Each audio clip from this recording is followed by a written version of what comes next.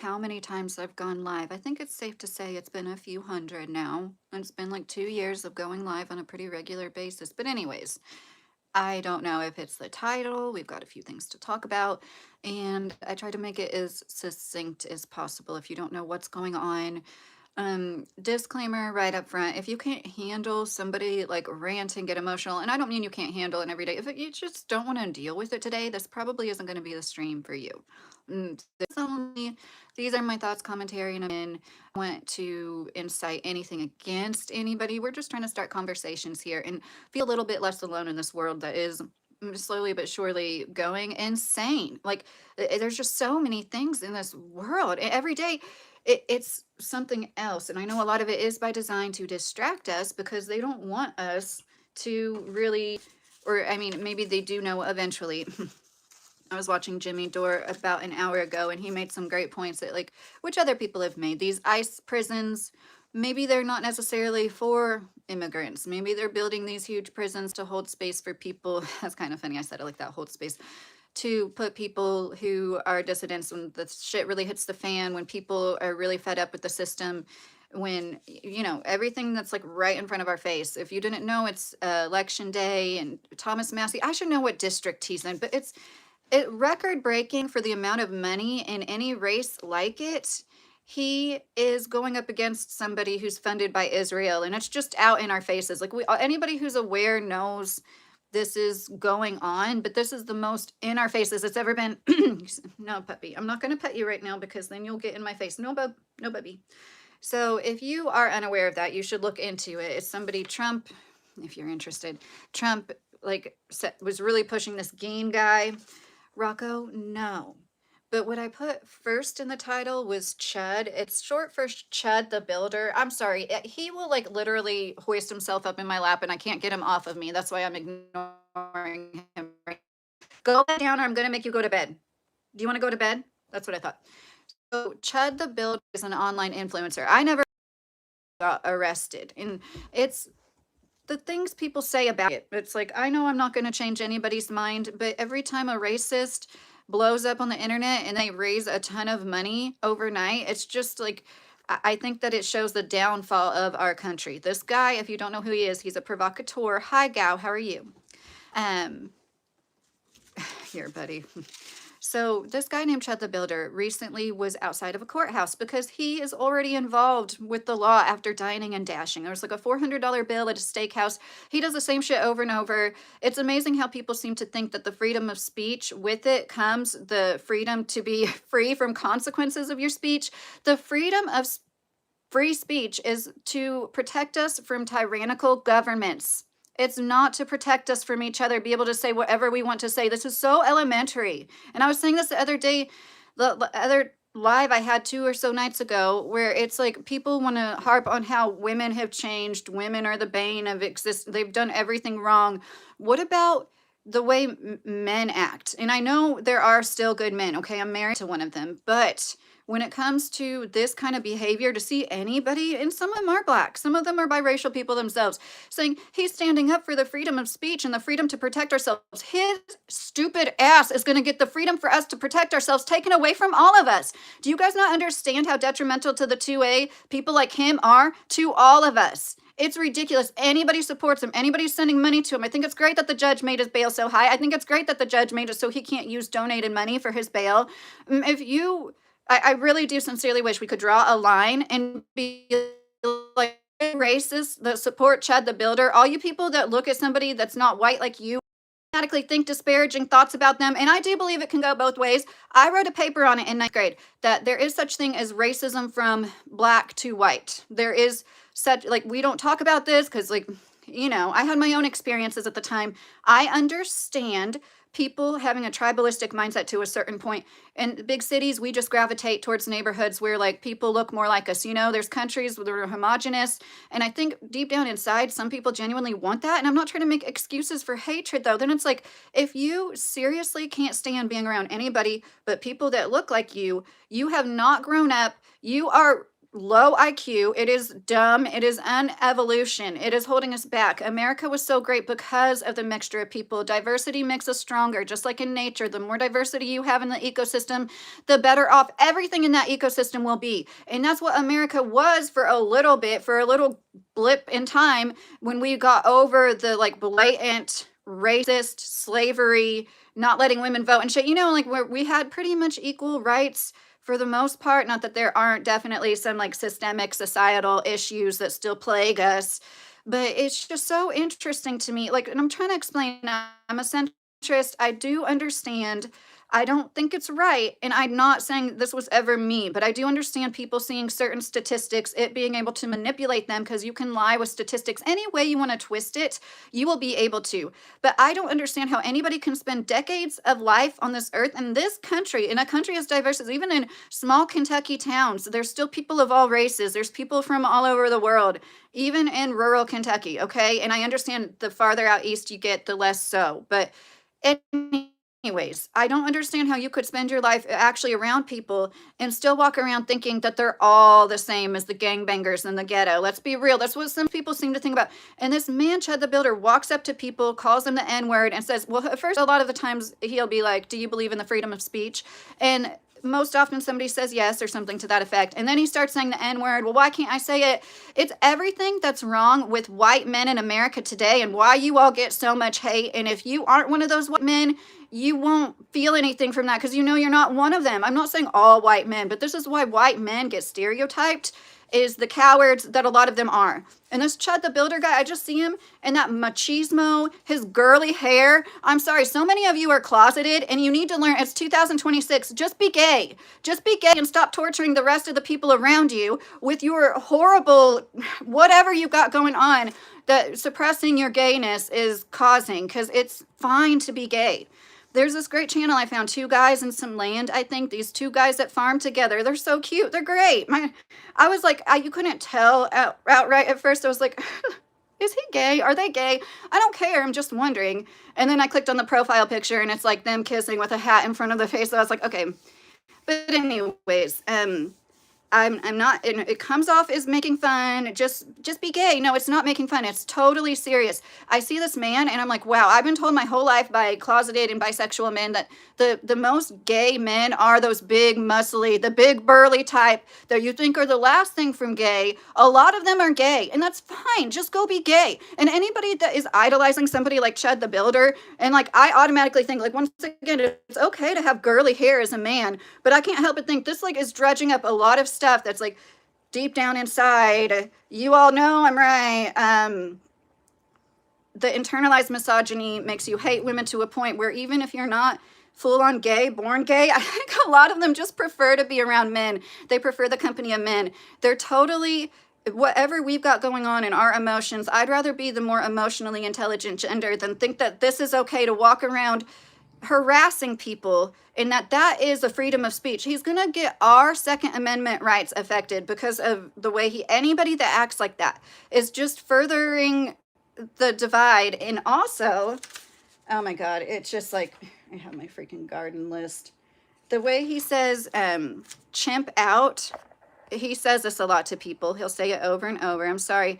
I didn't want to get lost in the chat. Rahul, that's funny. Electric speed. I'm doing good, Eric. How are you? This just really got to me because I mean it with all my heart. I don't hate anybody except for people that hate children, vulnerable beings, vulnerable people and animals, and racists. Like, I sincerely hate racists. And when I don't understand, and like, it makes me mad that there's so many people. Of course, this took place in Tennessee. He was in Nashville, Tennessee, I believe, outside of a courthouse. And people are like, why is his bond so high for shooting somebody? And he shot himself too, the dumbass. See, people like that put us all in danger. Everybody around was in danger that day. And that's one of the reasons why the judge made his bond so high, I'm sure. And then people are like, this is prejudice. And I saw that Lily Gaddis woman. I made a video on her before. I'm sorry. She is so dumb. The same way that she stereotypes black people, she is the perfect stereotype for the dumb, white, blonde woman. She is so dumb. There's nothing going on upstairs, just like Nick Shirley. And like, I think that being neurologically atypical is great. I'm not talking about different autistic people. No, I'm not talking about it at all. I'm talking about truly ignorant people that had the world at their fingertips. Education was provided for them, and they still choose to be ignorant and painfully dumb. Supposedly her baby daddy is not white. I don't know how true that is, but I think that that's probably a big reason she's got such a chip on her shoulder. And like, to see the support to the point where this man raised, I don't know, a six-figure sum of money that he can't use for his bond. Like, people just automatically playing the victim card and then saying, like, I saw this one man's video talking about how black people play the victim card. I'm sorry. What? The whole time he was playing the victim card as I couldn't tell what he was. He was racially ambiguous, but clearly he identifies mostly with his white side, right? And like, I've never seen anybody play the victim more than white men in the last 10 years. And y'all need to quit saying that everybody else plays the victim card when you're the ones who are like flailing in every way. Literally every way, statistically, you're not doing as well. And okay, at least compared to black women. Like, did you know black women have the most college degrees? And before anybody says it, no, they're not all useless, okay? Black women are the most educated group of people in our country, and they get like the most shit, and the most stereotyped is like this one. Have you met more than one black woman in your life before? Like, I don't understand how anybody with a functioning brain could walk around being racist after like survive. And I don't consider Obama the first black president. He's biracial to me, and I'm not trying to like I'm just saying, like, I'm glad that that happened, but like, I still think that they need more that black Americans are so important, have been so important to our country. They've been purposely oppressed, and then everybody's surprised are the group of people that couldn't work and couldn't get educated and was like literally oppressed for decades, even after they were freed, are still, you know, not doing as well economically as everybody else. With exceptions, there's always exceptions, of course. And I know there was a black man who owned slaves, okay? That doesn't make it any less evil. And the whole point is, we should be better than that. We know that wars aren't worth fighting. Wars should be illegal. They should just be criminalized. We should be better than all of this. And none of you who support Chud the Builder have any leg to stand on if you're not also talking about there's pictures, trigger warning, there's pictures of little girls, not teenagers, not that it wouldn't be horrible, but little girls with bleeding private parts encircled by smiling, laughing men, and our president's saying there's nothing to investigate. But you're going to go off about Chud and his right to free speech and his right to protect himself. You can't antagonize somebody and then expect people to rally behind you for protecting yourself. And anybody that protects him is a coward just like him. He is everything wrong with America. He was handed everything. Yes, I'm not saying all white men's lives are like automatically easier. I'm not saying that. But clearly he's able-bodied. He came from a background where he could be like, instead of getting another job, I'm just going to be an influencer. He has nobody to care about but himself. And I think that it is the downfall of America. I do think racism has gotten worse since the 90s. I go back and forth, but like, my experience has been when I was a child, things were better. And it's like everything, the divide and conquer has been made so we don't do what we should be doing right now, talking about the corrupt people, the doctors and the Epstein files that are still practicing medicine after obviously exchanging favors for this child trafficker. What is wrong with people? Like, and then I had somebody in my last live, forgive me if you're in here, GC, but I don't care to call you out, trying to tell me how Muslims are trying to take over the world. Who's trying to take over the world? What group of people is in literally every single industry ruling, dominating? What group of people is that? It's not Muslims. I don't understand how anybody can be so dense and then try to turn it around on me, because yeah, I'm not great at quantum physics. I'll admit that. I'm not good at anything mathematical, or like, ask my husband. He's always like, you are good at math. Like, you know, I'm just not talented at it like I was with other subjects, and it doesn't come easily to me. Women, the feminine that is emotional, it also lends to emotional intelligence. We need emotional intelligence. We need people who feel. You need to be in touch with your feminine side as a man, so you feel things. We reason and use judgment that also includes feelings. Yes, it is important to feel. You do need to feel for people, because you know what? When you don't feel for anybody, you end up making excuses for people killing 173 schoolgirls. There's no excuse for that. None. No, nobody's going to tell me it was written in a book or that they are trying to take over the world and that there's any excuse for that. No. And then to see like somebody like Chud the Builder even rise to fame, all these white men that worship him, and Nick Fuentes even said like, this is stupid. He just incites it. And like, he's somebody that's a provocateur of sorts himself, but at least he knows better than to go out in public and do it and then get surprised when somebody gets physical with them. And this was only a matter of time. And clearly the judge dealing with him, giving him such a high bond, it was like $2.5 million or something. I think that's great. Yeah, I do think it's weird when people like that get more for something than like a murder or something like that. The justice system is whack. It is flawed, is out of whack. But like that doesn't mean that this isn't a good thing that somebody's being made an example out of. We can't keep letting people have careers off being hateful, racist bigots. And like once again, I lean towards the right. It's so funny to me to see how everybody called people snowflakes, that we're like those people screaming tolerance who ended up being the least tolerant people in the room. You know what I'm talking about, the far leftists. It's funny to me how like people don't understand that they're turning into the snowflakes now when nobody can think anything other than worshiping Trump. And you aren't seeing this for the fascism. This is fascism. He's going around the world trying to colonize things under the guise of how we're so great, we're better than everybody else. He's dictating things. This is literal fascism. And I've done a 180. I thought it was goofy when people called Trump a fascist. So I also understand like everybody has to make it to their own conclusions in their own time. I don't understand how anybody, especially in a city, any city in this country could walk around purposely being racist unless you're suicidal, you have a death wish, you want to die. I don't understand how you could. That's what's so great about America. Our cities are so great. It's a melting pot. And most cities are, right, around the world. There's different nationalities. But that's what makes America so strong. We're turning into a mosaic. That means we're divided. We're not quite melting and blending together. It's that divide and conquer playing in part. And that's the places like Canada and places in Europe you hear where people come in droves from other countries. They don't assimilate at all. And it's not good for the locals. But like that's what happens when you have this attitude of you're different than me. Oh, your kind's trying to take over the world. You really sincerely think that Muslims are trying to take over the world, and you don't think that about Zionists? The brainwashing has worked. I don't understand how anybody could seriously think that Muslims are the people trying to take over the world.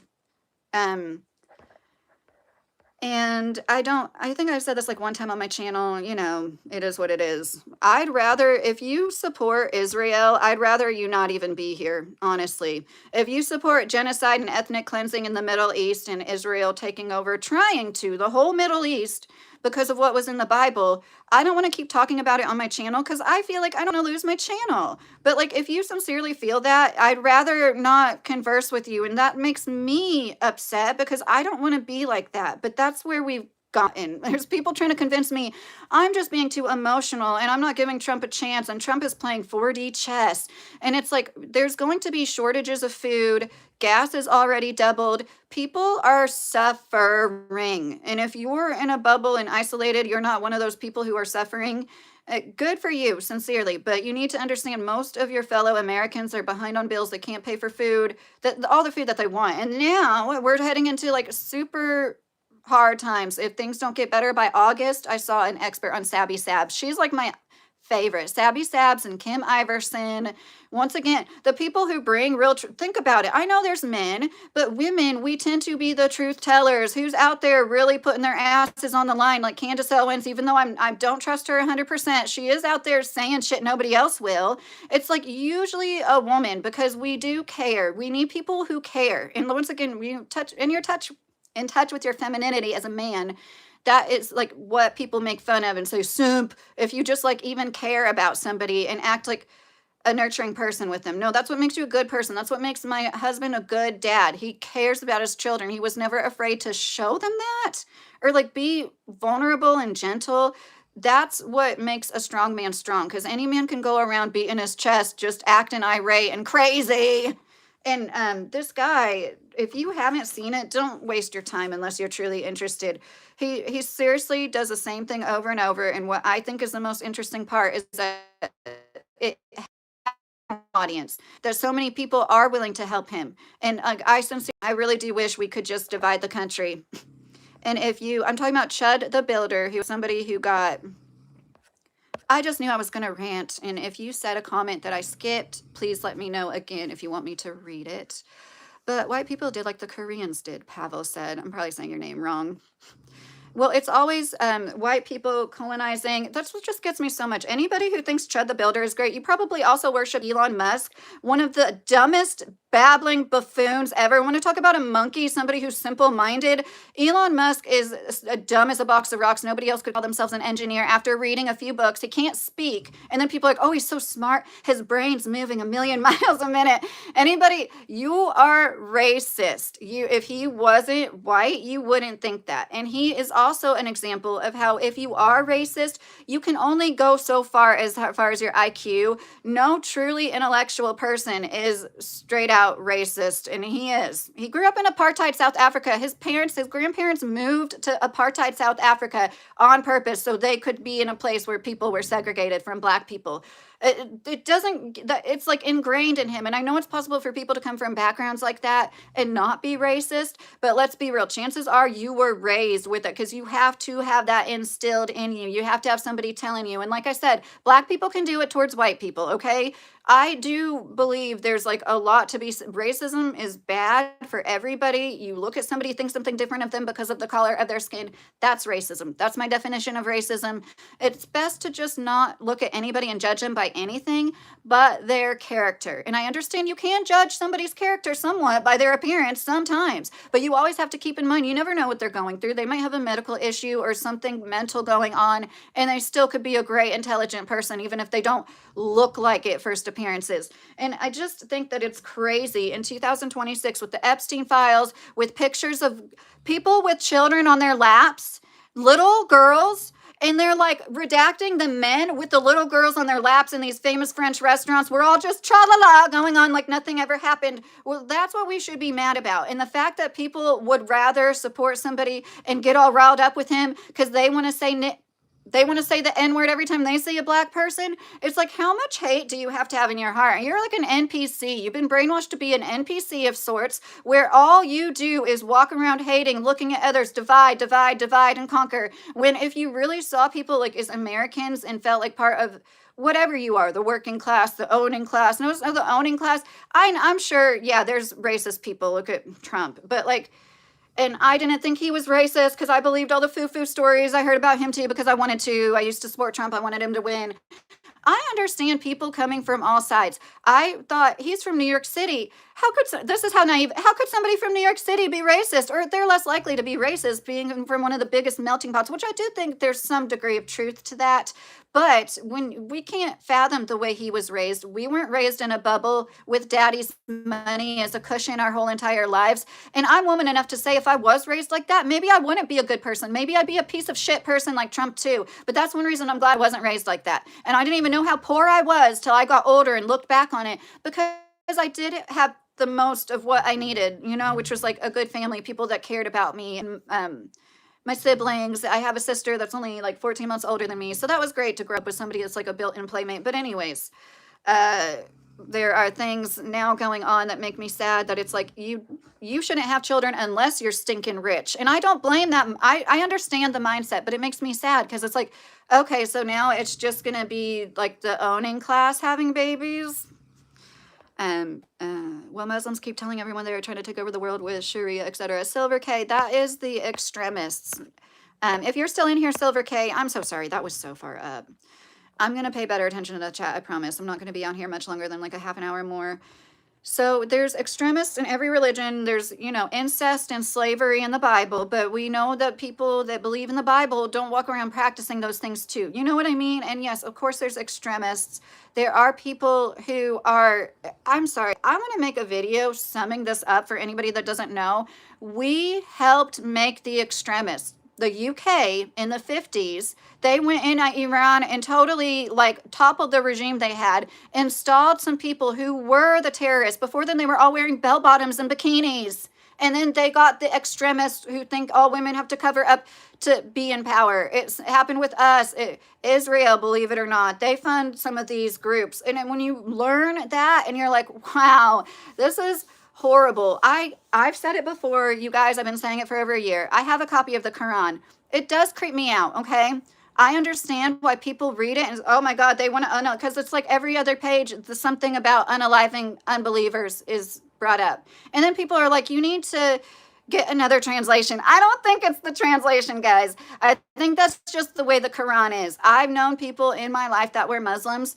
I've spent hours and hours with, never once did they bring up wanting to unalive unbelievers. I think it's just the same as, like I said with the Bible. And then there's the same people that say that they support Israel's. Did you know what's in the Talmud about Jesus? You know what they think Jesus is doing right now? Simmering in excrement in hell for eternity. I don't think anything like that is in the Quran.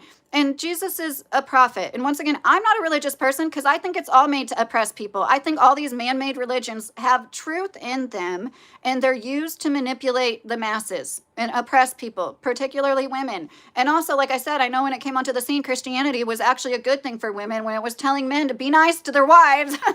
That was actually kind of revolutionary with those like Romans and shit. But like still, I don't believe it. I don't know, because it leads to this. Every bad thing every really big conflict in my lifetime has been because of religion. And it's probably always been that way, really. Well, especially in our lifetimes. And I think that is a case for us to just like kind of, you can be religious, practice your religion if that's what gives you community and makes you feel better. I don't mean that nobody should be religious, but I think we need to stop letting it dictate what goes on in like foreign affairs and what happens between countries. It's like, do unto others, the golden rule. I saw a video of Ron Paul saying, would you want a country to do to us what we do to other countries? And people in the room started booing him. I'm sure those are the same kind of people that support Chud the Builder because they project. They walk around with the victimhood mentality instead of actually picking up their bootstraps and doing something to better their lives like they could, especially as big, strong, able-bodied men like Chud. Oh my God, if I was as big and strong as Chud the Builder, I'd be making $1,500 a week. And what is he? He's a young guy. You know what I mean? Like, it would be easy to make $1,500, $2,000 a week using my big burly body. Instead, you're walking around intimidating people you don't know because you're so insecure. It comes from a place of insecurity. Narcissism they're the most insecure people, and they want to walk around projecting that onto others because they feel so bad inside. At a certain point, you do have to feel bad for them. They feel so bad inside. Black people in particular make them so jealous. They know Black people are so talented. Most likely their teeth are better and whiter than theirs. They have better physiques, and everything comes from Black people and Black culture. And a white man that feels less than, that feels like he hasn't accomplished anything in his life, is going to look at that and feel threatened. And it's going on more and more when we should all be like, we're brothers and sisters. This is so great. We get to live together. We get to experience all these different cultures. Black people can be, and I don't want to stereotype myself because, like I said, I even think it's like a racist thing to be like, oh, they're all so strong and they can sing so well. Like that is saying something about somebody just because of the color of their skin, but they can, because for so long that's all they had. They can be some of the best entertainers, best storytellers. But so I just follow so many. No Lab Coat Required is one of my favorite YouTubers. It's a Black man. There's so many extremely smart, good, talented Black people. I don't see how you can look past all that and keep attributing all of them to gangbangers. And I myself feel bad when I say that because I look at those people as a product of their environment. And I recently had an environmental scientist agree that it could be the leaded pipes we have in so many big cities in these areas that are very poor. People are eating, bathing, drinking out of, bathing in leaded water. And if you know anything about that, that can cause anger and aggression and lower IQ. It is horrible. What in the richest country in the world, we shouldn't have leaded pipes. We should have fucking bullet trains. We shouldn't have anybody wanting for anything. No homeless people. All my pets are in front of me. It's okay, Rocco. I thumped on the table. Rocco, honey, that was me. You're a good boy. You're a good boy for looking out, but you can stop it now. Hey, GC. So, this lady is allowed to vote. Right, and that's what's wrong with the world, right? It's not the warmongers sending young men and women to die. It's women that actually care about things and people and want to help. No, GC, if you missed it, I said, I don't understand how somebody like you can think that Muslims are trying to take over the world. Meanwhile, there's an actual group of people who have infiltrated every industry, most every country, and are actively trying to take over the world, including putting the most money ever into like a district. I'm sorry, I should know the exact word for it. Thomas Massie is running against Edward. Am I thinking of the serial killer now? Some guy in northern Kentucky that was literally funded by Miriam Adelson. I can't ever remember her name. Miriam Adelson and other Jews. They're APAC. They're just outright with it. We knew this was happening, but they're just putting it in front of our, because they don't care. We shouldn't be able to lobby politicians. Literally, I don't see any Muslim countries paying the most money ever to sway a campaign. No, I don't. And Thomas Massie is a threat because he just doesn't go along to get along. He voted against that kill switch thing. He is a Republican. He does vote with Republicans often. Now they're trying to go around smear him, saying that he never votes true. He doesn't vote with you on your bullshit shit. And he said people come up to him all the time and say, I wish I could vote like you, but I just can't. I can't die on that hill today. So then they put out an ad with AI pictures. The Jews, the Zionists, not all Jews. I'm not an anti-Semite. The Jewish people helping the other guy try to win put out pictures that insinuate that Thomas Massie and is it Bober and Ilhan Omar went into a hotel room together and were like holding hands. How is that not illegal? How is that? Yes, calm me down. How is that not illegal to use AI to insinuate that somebody's having sex with another? All these politicians are having sex in a hotel room together. That is so, like, could you imagine? And once again, anybody who doesn't see it for what it is, if it was switched, if this was Biden, like you would be able to see, that's pretty fucked up. No, this is my big doggy, Rocco. Oh, I'm trying to get his face in the screen more. But they're not going to force someone to accept a single religion or make women wear burqas and be stoned to death in the street for some trifling reason. No, they're just going to literally take all of our money and livelihood and make us wage slaves. Listen to yourself. They're just going to take everything and siphon everything from us until the point where nobody owns a home and everybody's homeless. That's all. No, I don't agree. And like I said before, if men were really the strong men that we need them to be, it wouldn't be a question. Sharia law going to get taken over? No, that's not going to happen. That's how I feel about Kentucky. There's a lot of principled people here like Massie. There's a lot of strong, kind of old-fashioned, in the best way possible, men who wouldn't let Sharia law happen. Like it, I just don't see it happening, But then again, I do understand that the population changed in a matter of 10, 20, 30 years, where there was more and more people who were on that side. I still don't see, and like I said, it's threatening all of us when people get all violent and just. I look at Muslims as the more peaceful ones. Unfortunately, there are extremists that take everything, just like when the extremists take the Bible and are like, well, I mean, I can commit incest because it's in the Bible. And there's horrible things in the Bible too. But like I said, I do understand the Quran it seems to mention it enough that I understand why people are like, they say this, but I've never seen a Muslim straight up. And we're the ones colonizing between Zionists. Oh my gosh, he got slobber in my hair. Between Zionists and us going around colonizing, forcing our religion down people's throats. Who really is the ones trying to change everybody else here? And like, why do we think that we're the only ones that are allowed to do so? We're the only ones that are allowed to have nukes, or we're the ones that get to decide who does have nukes. It's like, it's just too convenient to have this religious doctrine that you can point at any side. That's why I think religion should be completely left out of it. And our forefathers were very smart when they decided to do that.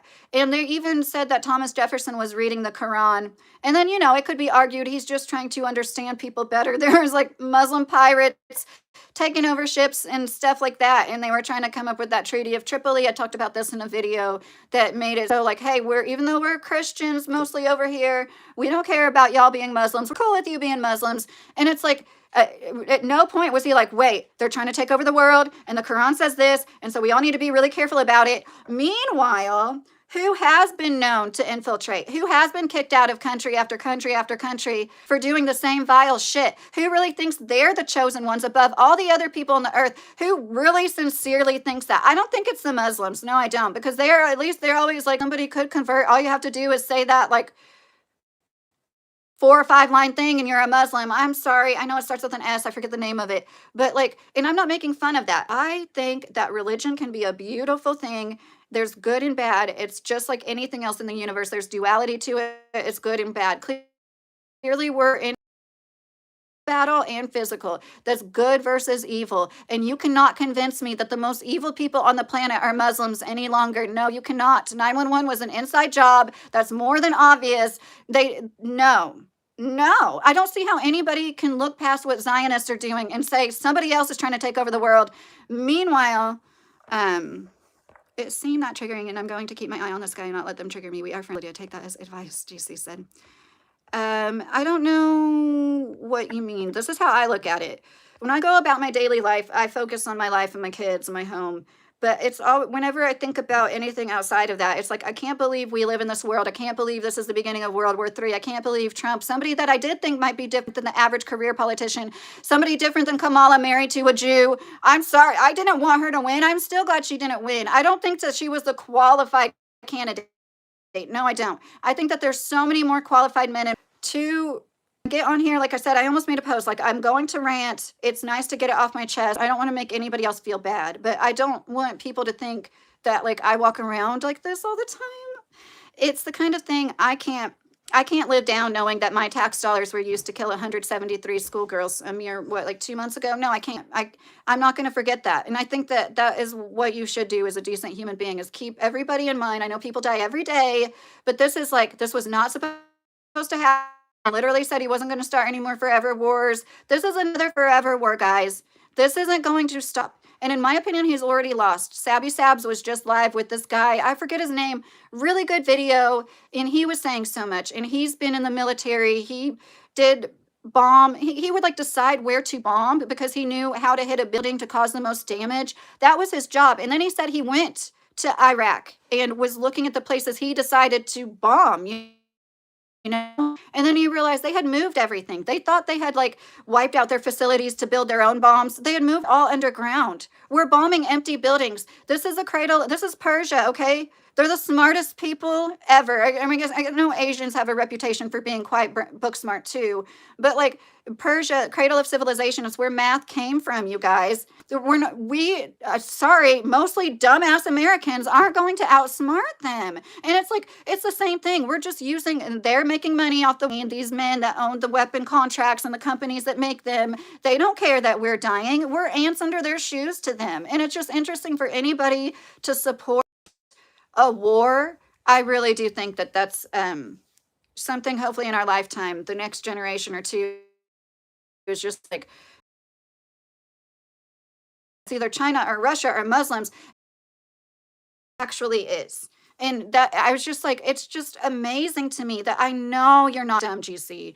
And I don't want to call anybody dumb that doesn't think like me, but that anybody can think Muslims are the ones trying to take over the world when it's like not every single industry. And then they have the Noahide law signed into legislation. Is there any legislation talking about how there's these Muslim principles our country is founded upon? And if we would like slip into the sea, we would be absolutely devastated. That it literally says something like that. Like civilization would crumble if we weren't founded upon the 7 Noahide laws. I don't like that. I don't like that these people are infiltrating our legislation in such a way, and have been my whole life and before. And then like some of the nicest, best people I've ever known in my life, really devout Christians, really devout Muslims. I haven't known that many Jews. I'm not talking about all Jews, okay? But like the ones when I have been around groups of them in Miami, they were very mean, rude people, okay? I'm talking about like the Orthodox anyways, but definitely wouldn't say all Jewish people are mean and rude.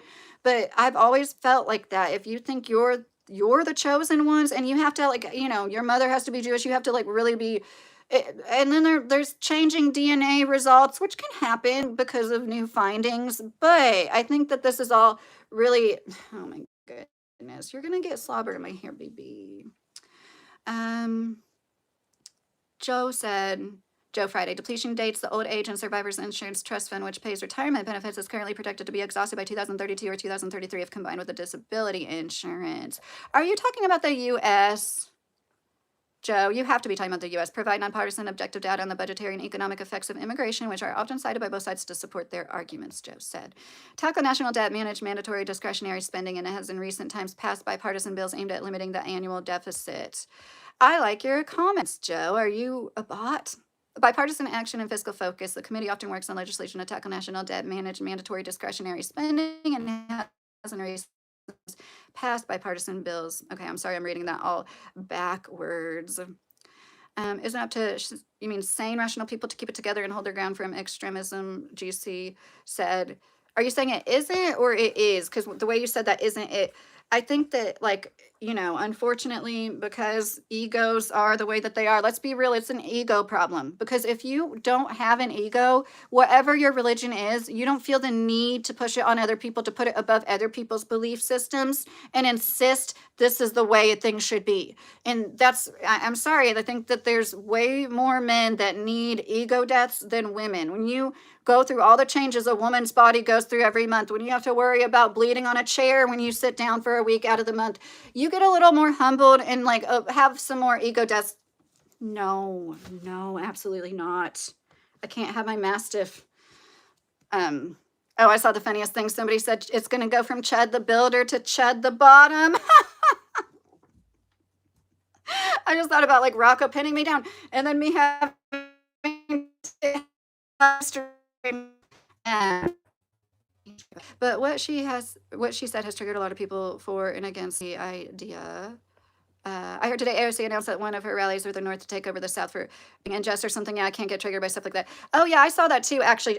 I was waiting for her to say Kentucky because she's like, we need to tell Alabama. We need to tell Missouri. That's a shit that, like, no, we're all Americans. I have videos on my channel. I used to talk a lot of shit about AOC. I was not a fan of the Green New Deal or New Green Deal, whatever. It's all, I knew 6 years ago, that was stupid. There's no, we can't all just jump into electric cars. We don't have the infrastructure for that. The same shit's going on all over the world. Other countries, they have the same complaints. This girl from Ireland was talking about women. Yeah, they think that they're going to like push electric vehicles on us. Like nobody has that in the country. Nobody has anything for that. And anyways, people completely out of touch. I liken it to the Amazon warehouse. Like they wouldn't ever hire a manager that worked on the floor and worked their way up. They always hired managers that like literally never worked in a warehouse before. I swear they do that on purpose. Thank you, JC, for the flower. I swear they do that on purpose so they like have this disconnect. They know that that is valuable to them as a company. They don't want there to be a smooth workflow where the leader, actually a good leader, does empathize with who they're leading and does try to help them and wants them to do well. But a good leader at Amazon is somebody that keeps that turnover really high so they don't have to pay benefits or anything for full-time workers, anything that's not seasonal. I think the war was a combination of beneficiary factors to the U.S. geopolitical resources, energy, grades for more equipments, and less nuclear controls, but the cost doesn't add, especially lives. Yeah, too, Chang, but keep in mind, on top of that, we destroyed. And those took how many decades, how long to build the rapport and are we ever be able to get that? That is huge. And I feel like we've depleted a lot of our, I'm no expert, but a lot of experts are saying we're depleting our stock. And this makes us more vulnerable. So if you're really worried about China and Russia, you wouldn't want us going to fight wars for Israel because you would be scared that we wouldn't be. And I can't say for certain. I think like China is fine being China. I posted a shorts where this woman in Kentucky turned down $26 million for her family farm. She mentioned how China is buying a lot of farmland out west. I tried to look into that because another farmer I follow said, don't worry about that stuff. They're trying to like freak us out. They own like 3% or less of farmland in another country. Personally, I wish that we wouldn't allow that. And I guess Trump said that he wasn't. And just like most things Trump said he wasn't going to do or allow, he went back on that. And now he's saying, yeah, he will. So anyways, I bring all that up because I don't have a strong opinion on it, but you can't blame somebody for investing in something that they're like allowed to do. I don't personally see the Chinese people as like trying to take over. They have one of the biggest countries in the world, one of the biggest populations. They have plenty going on, and and that's not to say there aren't greedy people, but it's like I think they're all doing fine, and it would be best if everybody could just like have the goal of not fighting, no wars. You see people like Lindsey Graham, he's absolutely bloodthirsty. I think anybody that wants a war should have to go into the military themselves. I think Lindsey Graham needs to go to fucking boot camp and fight in this war himself. That's these men that want the war so bad. That's how it used to be back in the day. Washington, I was reading about George Washington to my son. I homeschool my 9-year-old, and it's like, read about the history of George Washington if you don't know about it. You see, this is the downfall of our civilization because we went from being ruled by men like him to Trump. George Washington, they had to make Washington a leader. He didn't want to be president. They were like, no, we love you so much. You have to do this. You led us through so much. You did so much good. And it's like, now we've gotten to the point, last ditch effort. Everybody else sucks. Everybody else is greed. Everybody's corrupted. Let's hope that this guy that doesn't really need the money and isn't really a career politician might be different. He was different. Nothing is. I voted for Obama. I cried that yes, we can, or we did, whatever. I cried. I wanted to put this bumper sticker in my car. Can I put this just we did bumper sticker? And I remember my husband was like, no, I just don't want like a political thing. And then he let me put these anti-vaccine bumper. Anyways, he didn't not like Obama. I'm not trying to like make any. I can't remember who he voted for. But anyways, we've all been let down by politicians. If you are political at all, you learn quickly that they don't keep their promises. And this is just 144,000. I know you're answering something, Daniel. Thank you. Now I can't remember what. Yeah, she is just freaking out. She will get it. Hopefully, the Son of Truth. Get what? It would be nice if you. Yeah, and once again, not all Jews, but if I was a Jew, I'd be woman enough myself to be like, yeah, I understand why people don't trust Jews after Israel committing a genocide. And if you stand behind Israel committing a genocide, it doesn't have anything to do with religion. It's just you're a bad person. That's how I look at it. And that's under the guise of, there's proverbs about this, okay? The other cultures, countries have come up with sayings for how you can't say anything bad about a certain group of people because they'll act like they're the ones that are the victims when they're victimizing people. And my whole life, I've had people like, you have to tiptoe around the subject because of the Holocaust. I never thought we would be in this place where they're committing genocide, especially after learning about the Holocaust and how horrible that was and how there's no excuse. One of the most horrifying things you'd ever hear about, slavery, the Holocaust. We're living through it right now. We're living through another incident. We're living through people being slaughtered, people being starved. Trump is warning that he's going to shut down people's like energy infrastructure in the Middle East. They have to have water and AC. They can't live without AC. People are going to die of heat stroke in droves if he does to their power plants what he's threatening to do. And it's like anybody that's okay with that because you think those people are evil. Like I couldn't. There's little kids, and I've seen videos of little kids in the Middle East saying like death to whoever else, they teach these little kids, the extremists from both sides, they teach their little children to be hateful from they're like in school learning about how the other side is so horrible. And that is horrible. Like, I think the ideal, which will never happen because it would be like utopia, would be to agree. Hi, Soul of Jeff, how are you? The Kasserian mafia in control. Am I on a bad connection for anybody else? Am I like spinning into anybody else? Debit all expenses, losses, credit all incomes and gains. Debit the receiver, credit the giver, and debit what comes in, credit what goes out. Resilience said. That was a whole lot. Hi, Fendi. How are you doing? So I was talking about Chud the Builder, Fendi, and then we started talking about Israel. And I think it all ties together because you know what it is? And that's what I'm like walking around like, I can't believe this. Like, I feel... It's white supremacy. A few years ago, when I heard people talk about how white supremacists were ruining everything, I laughed at that. I'll admit it. I'd be like, okay. And now I get it. Just like I thought people that called Trump a fascist were silly. And now I get it. Yeah, there's a problem with white supremacy. Everything, all the problems in the world mostly boil down to greed and thinking that it's... we're the most supremacist race on the planet, you know?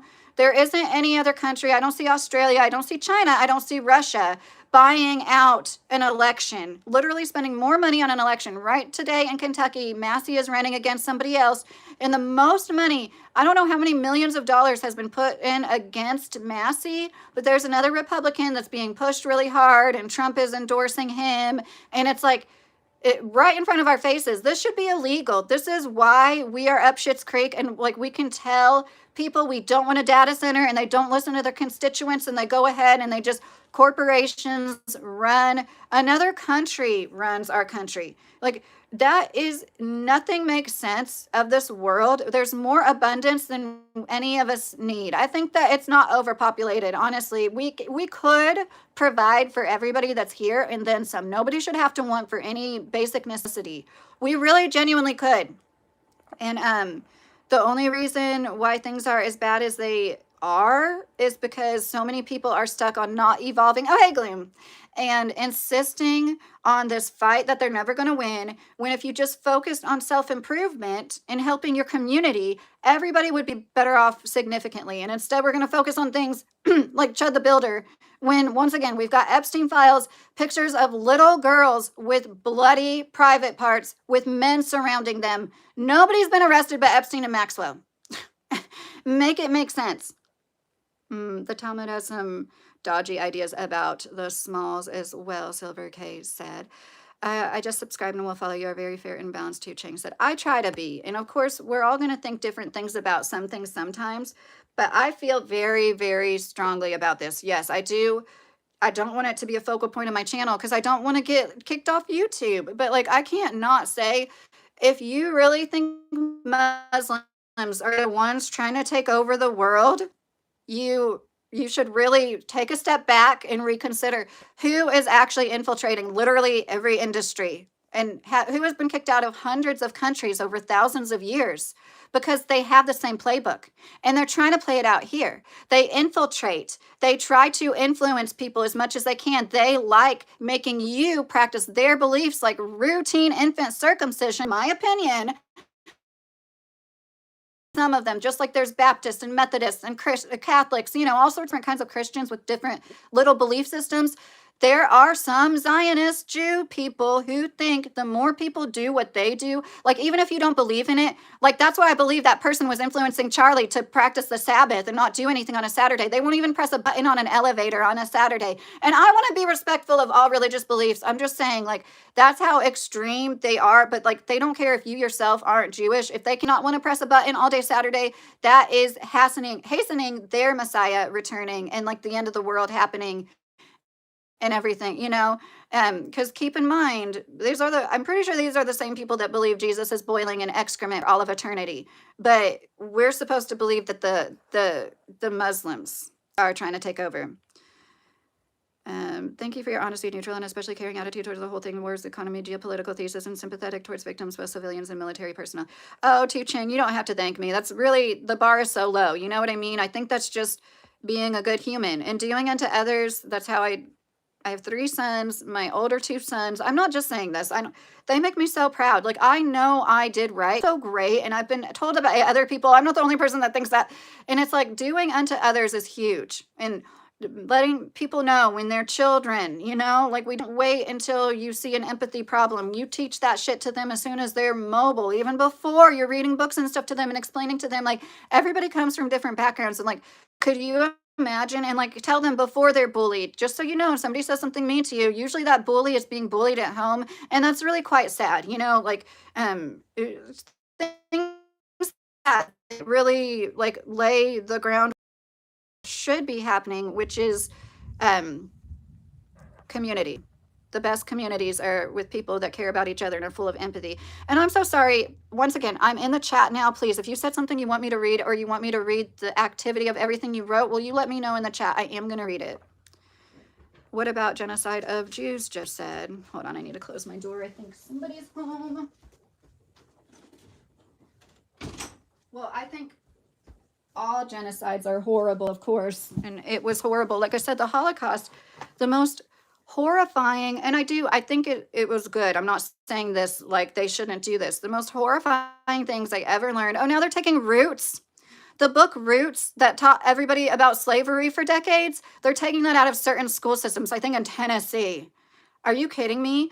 That stuff like that, and seeing pics of slaves with scars on their backs from being whipped. I mean, their whole backs were like keloided scars. And it's just like, and knowing that that happened, that's what we need. We need to know that's what we are in a good place as far as freedom and liberty. And we're going to be more likely to be subjected to any of that shit. And like we're all fighting about how this or that, when really what we should be talking about is the surveillance system and the data centers that are being implemented to take all of our money, suck up all of our natural resources, and then turn around and use it against us. But like that's not going to happen, especially like we fight about such trivial things nobody can help, like the color of their skin. It is insane to me. And like the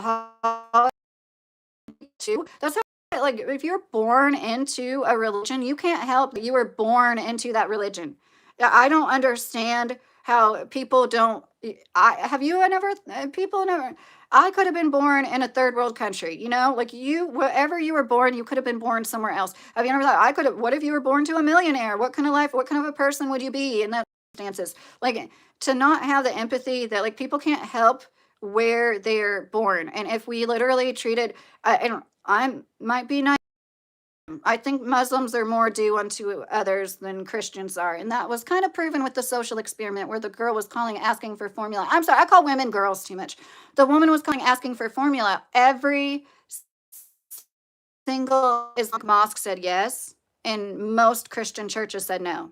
And I just think that's an example of like, I said I wouldn't want to live in a place that was like taken, like the demographics changed a lot in recent times. It's not racist. It's just discombobulating. It doesn't make for like a solid community. It doesn't. Now I've lived in Hialeah, Florida. I've lived in places of Florida where everything's in Spanish, billboard. And like when that is how it is, and you know that, and you expect it to be totally different, and I think it's cool that we have a country where there's parts of our country. There's a city called Miami. As close to getting in Central South America as possible in our country. And I think that's great that we have such. And then it's special that we are so mixed here. It like a lot of people are more so with transportation improving, there's more like mixed people in Europe or whatever. I am in Kentucky, Orion. Epstein is Ashkenazic German surname, Sol said. This is by far the most corrupt president ever. I agree, John. You hear Trump talk about how he didn't care about Americans' financial situation. Yes, Fendi. Yeah, I did. What a slap in the face. And his supporters will still find a way to make up for that and still be like, oh, but it's the nukes, the nukes. No, you guys, it's not nukes. I think that they're used as a method of control, just like, the idea of I'm sure they do have technology. I'm not saying they don't, but I want to doubt it. Even if they didn't have the technology, they claim like, oh, now they're 100 times more than Hiroshima or whatever, but they probably are. But it's all a method of control. They're not really ever planning on bombing another country. They're just controlling all of us peons with the threat of it. And I was bullied by a group of Muslims in school, said no. American Evergloom said, yeah, we had a bad situation in that we lived in like an apartment complex for families. It was kind of like, it doesn't want dorms, but small apartments for people who were married and had families. That's like the only reason my dad married my mom, so they could get that housing, or supposedly. But anyways, I shouldn't have said that. He's just one of those now. He's like red pill before it was red pill. But there was the Muslims that covered up everything, and they didn't play with us at the playground. Their parents would say, you're not allowed to play together. So I do, but yeah, like I said, I've met many Muslims since then. They're not extremists. They're like the opposite. They're like the most warm and friendly people. And that's too, but like I said, with that social experiment, it was like, yeah, that's pretty much what I've found. I think that you can totally be a well-rounded person, just like Amish. Some Amish people are raised like they're the chosen ones in a way. Like they're going to heaven. Everybody else is going to hell. Everybody of this world is like evil and going to hell. They're not all raised like that though. They're not all at all. Some of them, they're like this is how we live. This is how we choose to live, but don't demonize everybody that doesn't live like them, And that's how I look at Jewish people. I'm sure there's Jewish people that like, they're not raised to think we are the chosen ones in every way all the time. And like, but man, I just abolish APAC. I agree. Don't cap. It isn't an opinion. It's a fact. Israel are the issue. No one else. Kill the hive mind said. Muslims here are fake Muslims. Well, Bakihama, it's like there's so many different variations of everything. Like I was saying, Christians, Jews, there's so many different ways to practice these religions. I just think we should put a line down that's like, we're not going to use it as an excuse for any foreign affairs. Like, we're not, like, religion isn't, you're not allowed to say, this was promised to me in a book that we don't even believe in. I'm sorry. Razi L, they blocking out. Muslims have infiltrated and not assimilating to our ways, Joe Donovan said. Some, yes. There's always the extremists, like I keep bringing up, but I don't think most of them, from my experience, I don't think most of them don't assimilate. I think that that's a thing that happens. It's like a phenomenon when you have, I'm just going to say it, too many people at once going to an area. It's just like it creates for different everything. It's different. So if you had the steady flow like we did for decades, and I'm not saying like they should only allow white Europeans with college degrees, but I'm saying I just don't think they should let like whole towns, and that's part of it.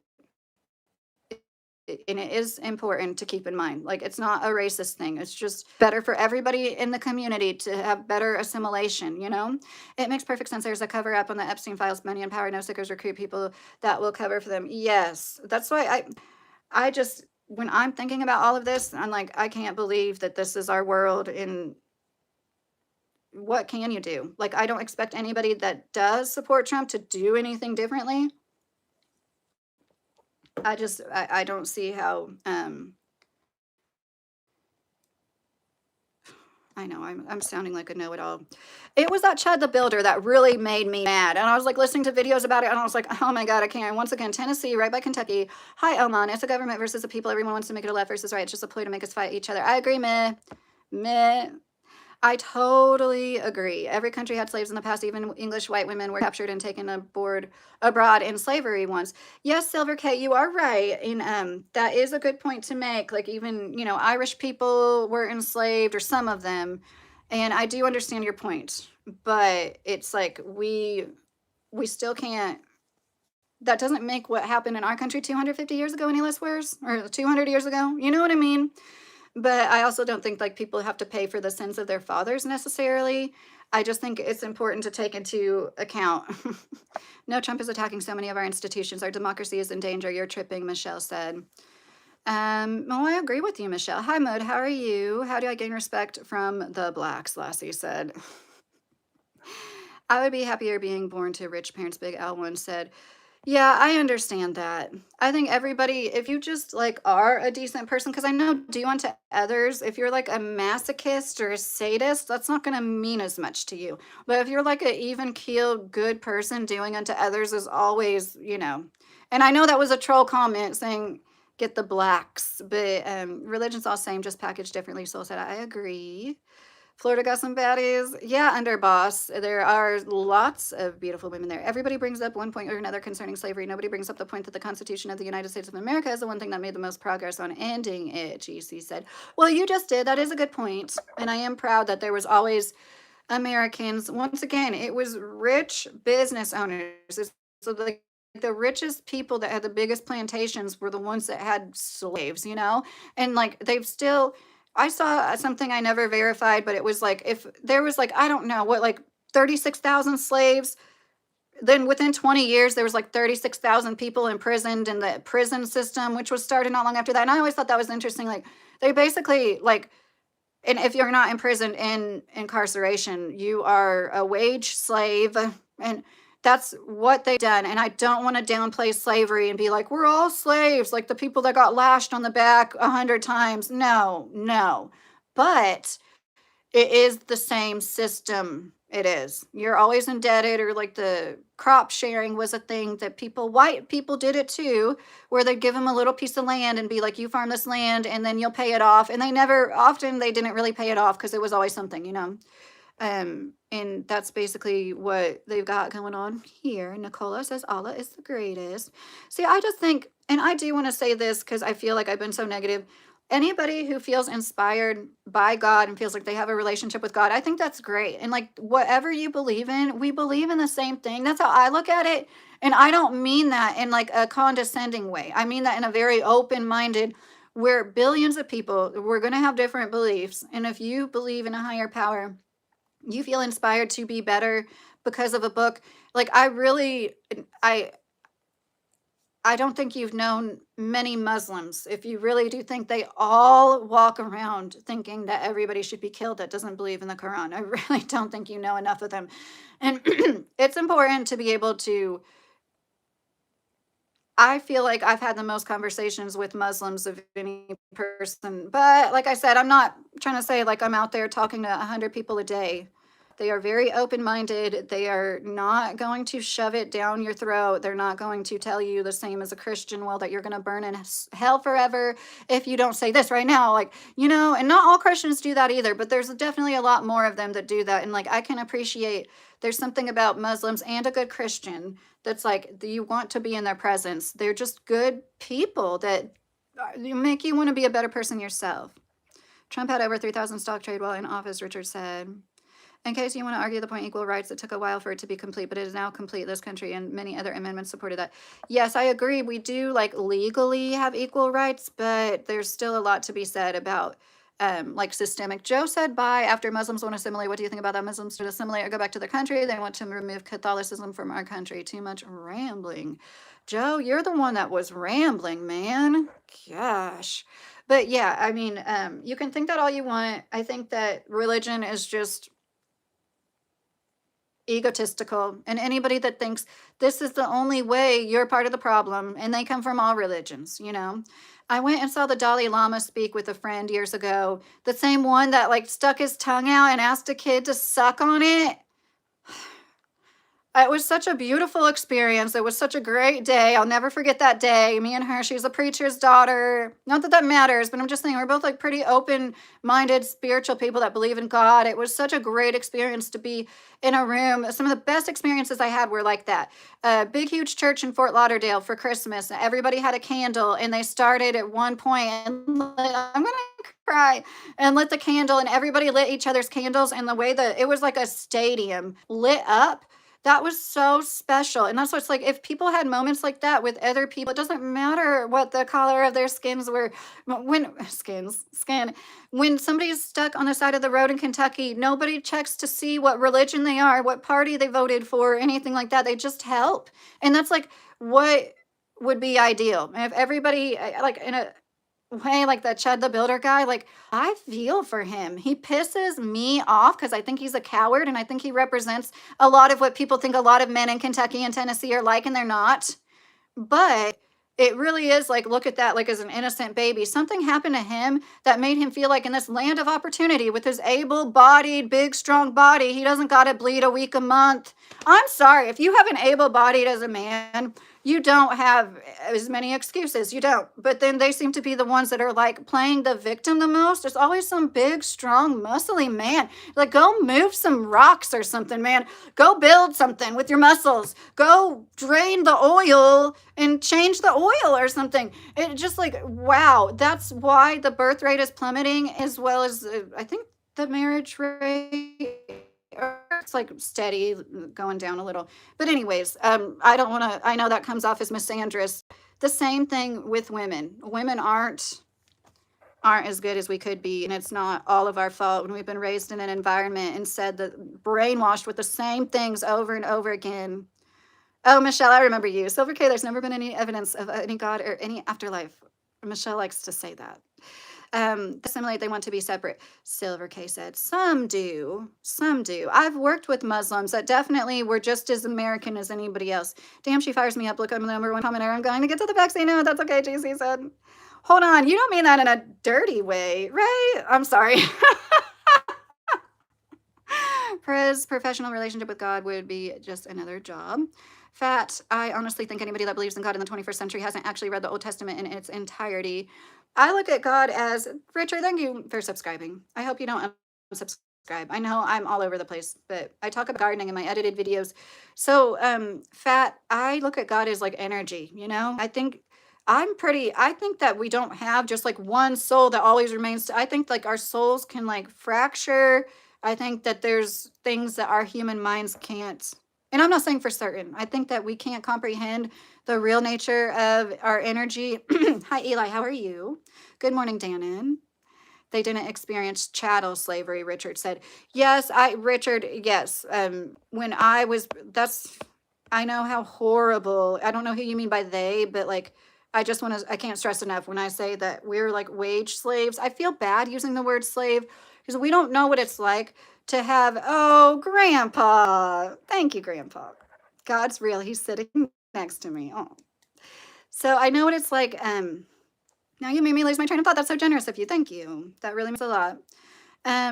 I hope everybody would feel like that. I hope that there's times where everybody feels like you're God's favorite. If you really feel like that, you won't be walking around inciting, saying the N-word to Black people just because you're so hateful, because you hate your own life so much.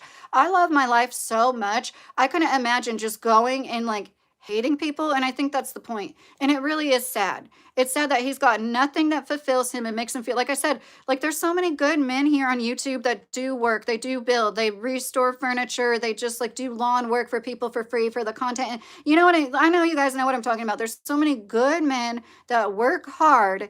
They're like the exact opposite 180. They wouldn't just walk up to somebody and be like, hey, N-word. And that's the kind of people that should be the influencers. And in a way they are, but you know what I mean. They're not technically influencers. It's the people like Chud the Builder, Nick Fuentes, people that don't work.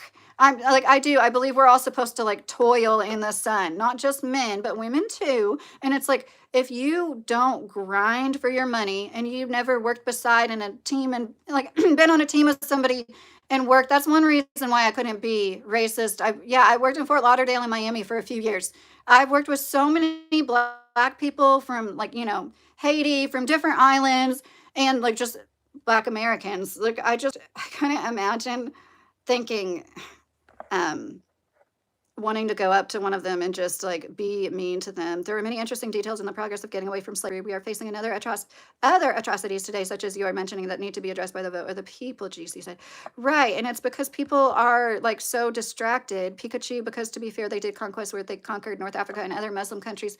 Those countries were originally Christian. 2 of my friends are Muslim. One of them is my day one. Okay, Pikachu, I'm so glad you said that, because somebody said that the other day in the chat, and I was like, you're talking about like hundreds of years ago, right? The conquest where they conquered North Africa and other Muslim. Are you talking about Christians? Because somebody said Muslims were the ones that like changed countries into being Muslims. And I'm like, you're talking about like 2,000 years ago though, right? We're talking about now. And in like I keep saying, there's good and bad people from every place and every religion. GC said, Lydia said, I sound like I know I can agree with her on that. Well, there's very few things that I would say I know I'm right. I know there really are very few things I would say I 100% know I'm right. I know how to grow a zinnia. I know how to grow tomatoes. I know with my heart this is an ethnic cleansing and a genocide, and it is wrong, and nobody deserves it. I don't think that people who are Muslim deserve to be genocided. Boo said, I grew up in a Muslim country, but not all Muslims are extreme, not at all, but 90% defend other Muslims against non-Muslims 100% of the times, or be apologetic toward other Muslims. Thank you for your input, Abu. So that sounds like something I bet most of us wish we had. You know what I mean? Like we wish we had a community where people would stick up for us, whether we're right or wrong.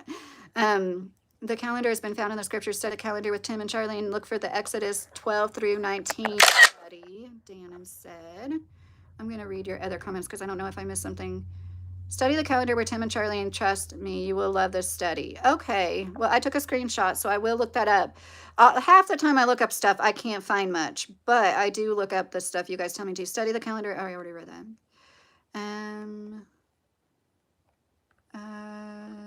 Well, Michael Vick must be a good-looking man if I look like him. The people that got wiped was lazy bastards, Kenneth said. How to increase self-respect and self-confidence.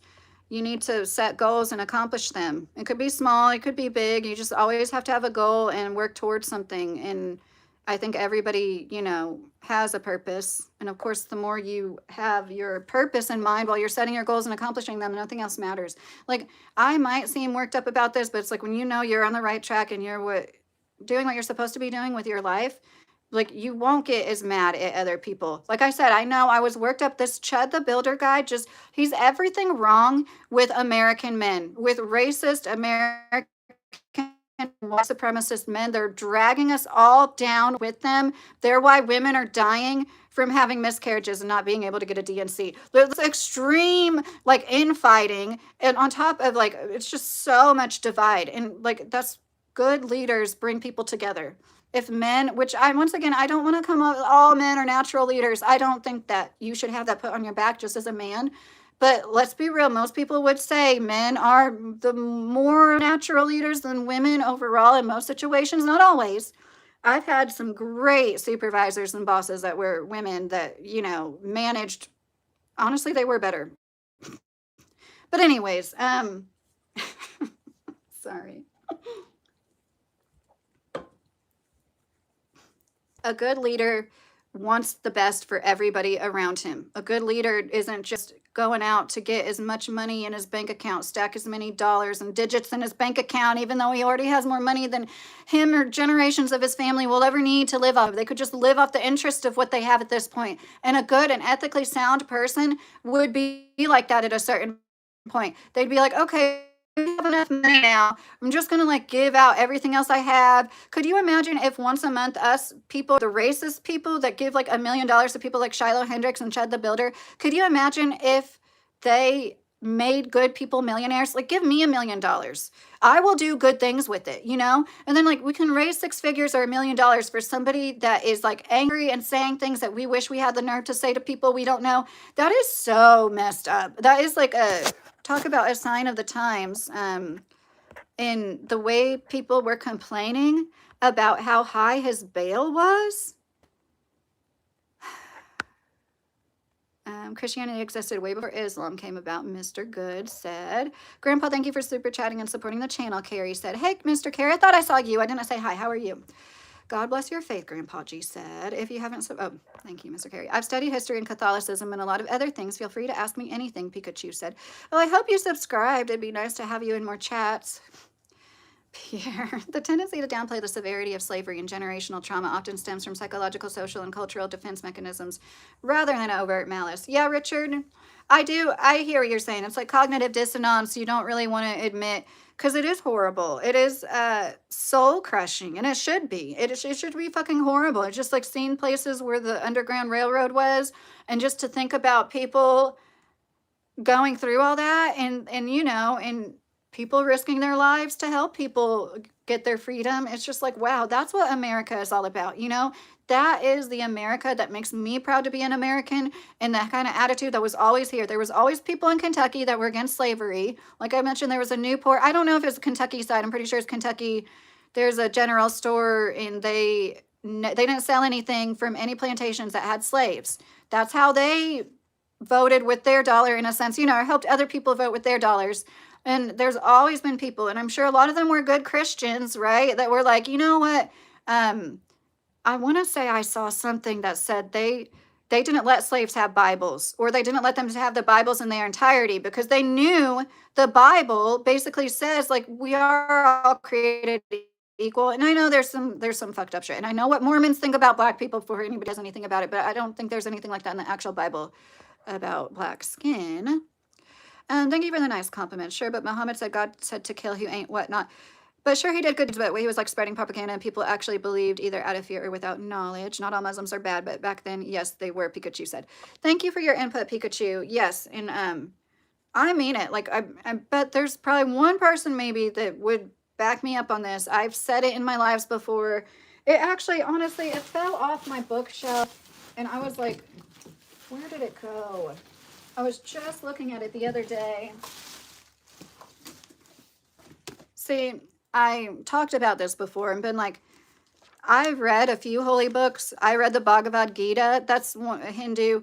I couldn't read this because it was the most violent, honestly. So like, I am an even fair, balanced person. I can understand why somebody, but then it's like, like I said, there's incest, there's slavery, there's horrible things in the Bible. That doesn't mean that people think that those things should be done today necessarily.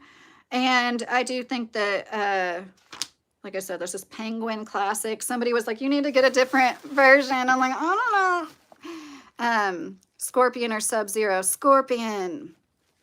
That's Mortal Kombat, right? Every comment. You listen to every live, Silver K. That's so nice. No, I'm sorry when I repeat myself. I don't have IG. I don't have anything but YouTube. I don't care about gender wars. I already answered you. I don't know what Muhammad was smoking, Pikachu said. That defense mechanism is implanted by people in the Democrat Party that want to race back to divide us and gain. Yeah, well, I think they do it on both sides though. But I do know what you mean. That's what I said before. I feel like the left-leaning people can be more intolerant in a lot of ways. But if you don't fall in line with exactly what they think, then it's like, oh gosh, hold on. It was a $40 order, but it was crap going 28 miles from the store.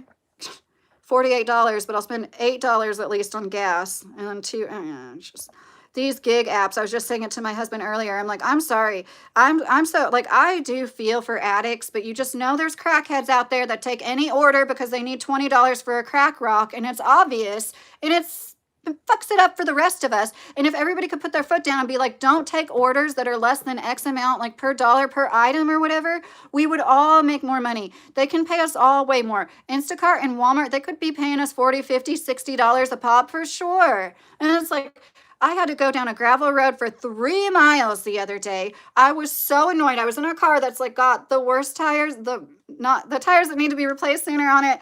And I was just like, oh my God, like, I'm so glad I got this job. And I got my first paycheck for it today, which was like the fastest I've ever gotten paid for a job. I just worked my first few days last week. Oh, and get this. I don't want to be a show off, but they paid me for watching a video at home. I'm like, is this real life? Like, this is the best job I've ever had. 4 of the hours was because I spent 2 hours watching a training video and doing a test at home. I'm like, they are like just obviously wanting to lock in some good people. And I'm like, God, this landed in my lap. I will be that good person. I would be a good lady because after my brain surgery, I became an action hero. I'm super stupid, GC said. Oh, GC. Guys, I'm so sorry. I need to use the bathroom. I have to pee. Hi, Rip. Good morning from Southern California. I'm sorry if I said your name wrong. If all Muslims were bad back in the day, then so were all Christians. And you're the ones who literally use the Bible to subjugate people as slaves less than 200 years ago. So stop this BS. Quran is evil. Okay. And VS said, yes. And I hope so I understand why people are off put by, there is a lot of talk of unaliving unbelievers, but there is also a lot of talk of like trying to get people to be believers too, right? So like in the Bible, it's not so often, but I can't say it enough. I've known lots of Muslims in my life. They don't talk about unaliving unbelievers. That's just, yes, Fendi. The Quran, you see, it's spelled like with the Q sometimes. This is a copy I got from Goodwill. And if somebody does have a copy they think is better, I mean, I'm not going to be able to buy it probably for a few months, but it's just like, I should be talking about the ways they're all similar. They all have similar threads, you know, it's about destiny versus free will and like the things that are good and the things that aren't good. It's like any holy book could be picked apart, and it's kind of like statistics. You can skew something to be whatever you want if you know how to talk about things. Today, the slavery is low wages. They pay you enough to survive paycheck to paycheck, never enough to save, invest, and challenge the system. I agree, Mr. Money. Yes, Fendi, I've been meaning to check in on you. Write you back. That's the point. Chud the Builder was saying that a lot of white people want to say to black people, but don't have those stones to say it to them in person. Yeah, and I think it's awful. I think it's de-evolution, because like, what is the point? I'm doing good, Snake. How are you? In a small town in southern Ohio, I tore a house that was part of the Underground Railroad system. It had hidden rooms for runaways to hide. That's cool, GC. You know, sucks stuff like that's torn down. Richard, big corporations are in for big profits through their shareholder than obligated to lower prices for consumer. Yes. Thanks, Albert. You're completely right. There's no such thing as democratic states, just democratic cities. Look at what they did to LA and Seattle, the Walking Dead on steroids, Ireland said.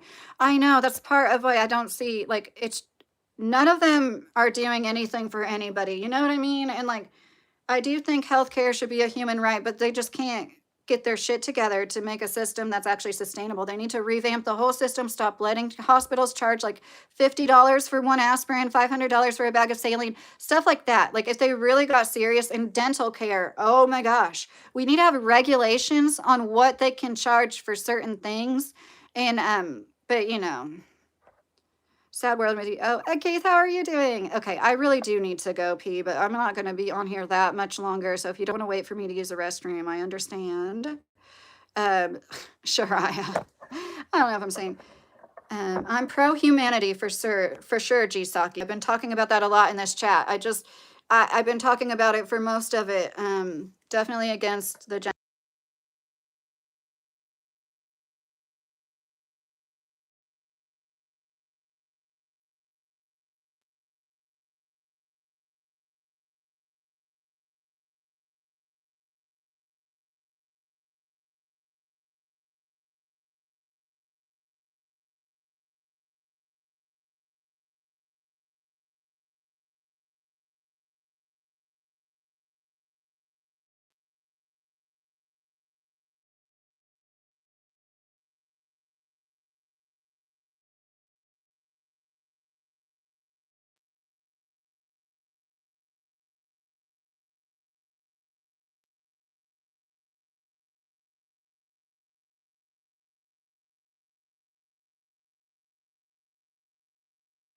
Oh no, nope. Okay, okay, sorry, I'm back. So, and just like the Bhagavad Gita is like isn't it like an epic poem? It just goes on and on and on. There's all sorts of death and destruction and shit, and like any holy book, but like I don't want to be perpetuating what I think a lot of people are doing and taking the Quran and saying, look, this is why we need to wipe them all out. That makes no sense, to fight fire with fire. I don't believe in an eye for an eye. I don't believe in like, look, these people think that they should be the only people ruling the world, so we're going to exterminate them like literal invasive bugs or something. No.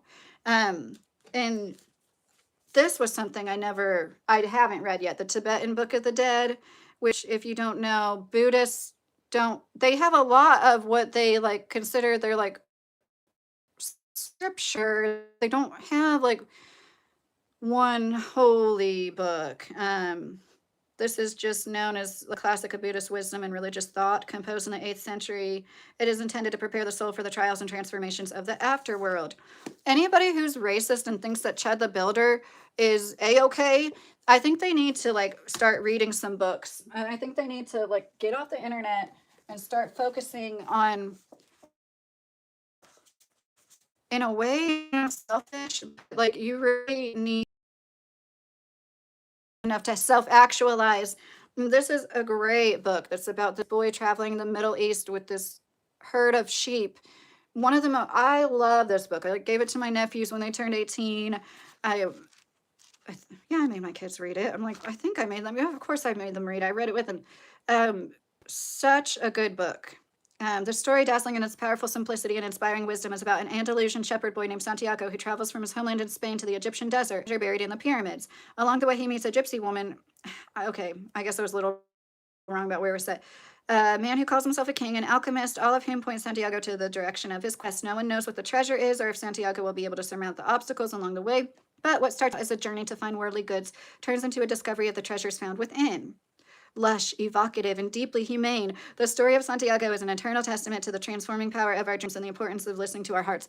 When I see people be like racist or prejudiced against a whole religion, which like I want to talk about nuances of it because I don't want to be insincere. Like once again, I do understand being like, wow, that book talks about killing people that don't believe in that a lot. But when I think like I couldn't imagine hating men because there are so many horrible men. Because there are the worst people in the world tend to be men. I'm sorry, it's true. The people causing the most devastation and destruction. And I do think a lot of it, deep rooted misogyny, comes from the jealousy of not being able to create life. And like you just are a strong, able bodied man, you should be creating. But part of they never really understand when they're hating on women at the same time is that Earth, that's pretty. Can you imagine before we had all these screens And before we even had lots of books to read, and we were just out in nature hunting and gathering, and then the woman's belly got bigger and bigger, and you could see the elbows moving around the baby inside, and then see her give birth, and then see her feed that baby, and the baby's growing all from the sustenance from her body. If you don't admire that for the miracle that it is, you're probably going to be jealous of it. And I can't stress enough. That's not to say every woman should do it, okay? But or it's like a rite of passage. I think that just having the anatomy that makes you able to give life is a rite of passage, honestly. And yeah, it makes me sad that there's people that hate on people, because I've been, this is one of my favorite books. It's about a young man coming into his manhood. I've been in the room. I've been with my coworkers when they found out that one of our coworkers passed away from an overdose. I know that men feel things, I couldn't imagine walking around thinking that like no man is a feeling being, and they're all like, I've seen radical feminists say inseminator opportunists, and like to really think that that's what men are, and they aren't like feeling emotional human beings that form bonds and get traumatized just the same and everything. It's just as detrimental as thinking, oh, you're black, you must commit more crimes, or like whatever you think, whatever goes through your head when you see a black or brown person. Oh my gosh, like and I don't know if I'm explaining it well enough, because it's affects all of our lives all the time. We had contaminated groundwater with the first house we bought. We didn't know till the day of closing, and the realtor laughed. She knew I wanted to garden. And like the greed of a greedy man dumped some chemical, and now it's in the ground for thousands of years in southern Indiana. And he went to prison over it. The greed of a man is why we don't have anything. Greed of men is women. When I say that, we don't have anything better than birth control as a band-aid to slap on. And literally all of our problems as women, our hormones are so vast, all the problems it can cause are so vast, but all we get is something that basically like stops everything and causes, can cause cancer and stuff and strokes. Anyways, I feel like I've gone off enough. Gloom, you're so funny. Gotta go far, my cat. Hey, if you're not still married, when I go up to Kentucky to dispute my alimony payments, I like to swing by and take you to GC, you're so funny. But I wish that wasn't, I wish that wasn't true for you. I hate to hear you're going through that. I've said this a lot before. My father-in-law passed away. His girlfriend, who didn't even live with him, got most of his estate because she had a handwritten will.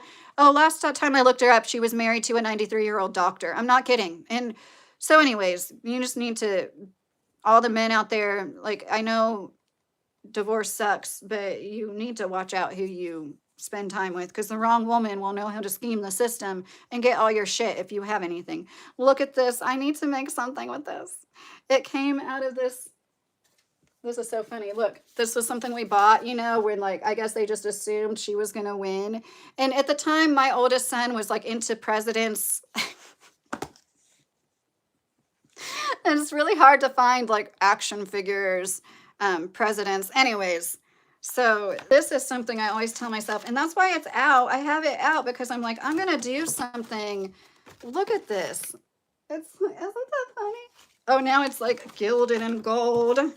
Which I love, like real true fancy stuff like that, but not Trump's style. His style is kind of silly. What the heck is going on? We've got Bono. I'm sorry, I haven't looked through this in a while. I understand Ruth Bader Ginsburg, but Bono? Fuck the system, DJ said. I agree. It's like when I got frostbite when what kind of sub-zero degree weather in the Ohio River I got blown up by a compressed air tank at the very top of freaking space shuttle launch pad with my ass dangling? Gosh. That's crazy, GC.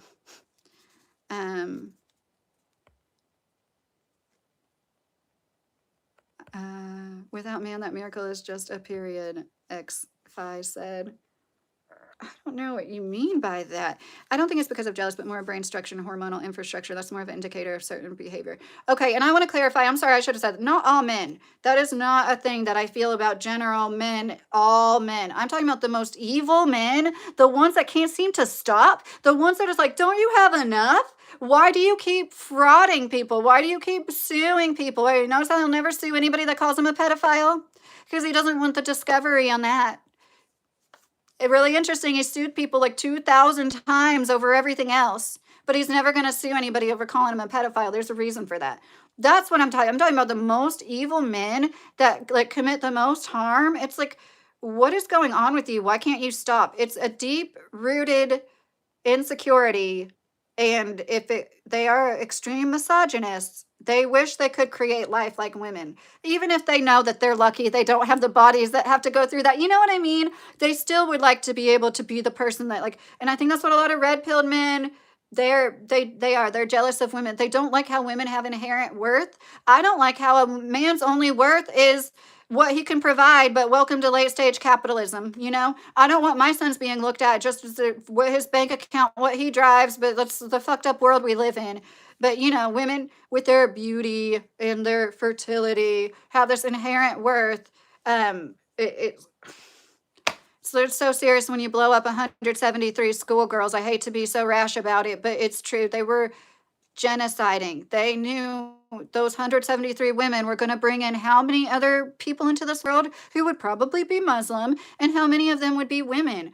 Oh my God. They did that on purpose, you guys, in my opinion. They blew up a girls' school knowing those are the future baby bearers. That's a huge freaking deal to blow up almost 200 of the mothers, the future mothers.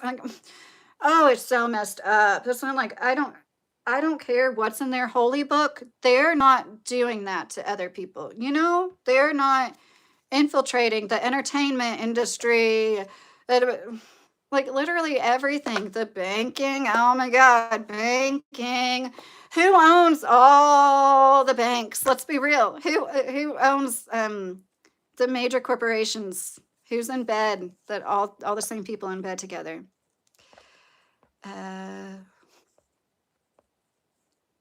Yeah, big. I'm bad about changing topics. I'm sorry if that's not your thing.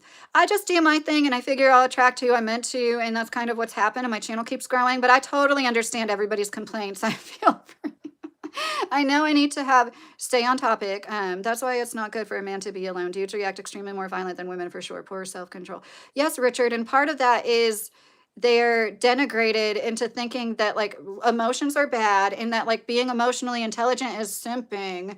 And women do it too. Women do it. It's not just men doing it to men. But women will be like, oh, don't cry. Or when he cries, it gives me the ick. And like being vulnerable and processing emotions is stunted. And that's a big part of the problem. Because I don't think they would be like pressure be released so often if they were supported. Example, think tides are slowly changing, but it's like when a woman molests a teenage boy, they're like they had a sexual relationship. Well, if that was a 42-year-old man and a 15-year-old girl, or I'm sorry, man and a 15-year-old girl, they wouldn't be like, or woman, they wouldn't be like they had a sexual relationship. That's all. And but it is traumatizing. We need to quit acting like boys don't deserve the same humanity as girls. Stop cutting their foreskin off the day they're born. How about that? Frostbite when I already read that. I am jealous. Oh, sheep. You don't have to be jealous. Every gender has their part to play. Yes, I agree, Brian. When we work together, and part of not working together is thinking, it's just like racism, being misandrist or misogynistic, assuming something about somebody because they're a man. And earlier I know I come off as like assuming a man's life is easier. I know men go through the same stuff we do besides the periods. Like men's life aren't always across the board easier. It is a little easier for you in some ways. It is. It's easier for you to climb up the economic ladder if you're able-bodied. Not everybody's able-bodied.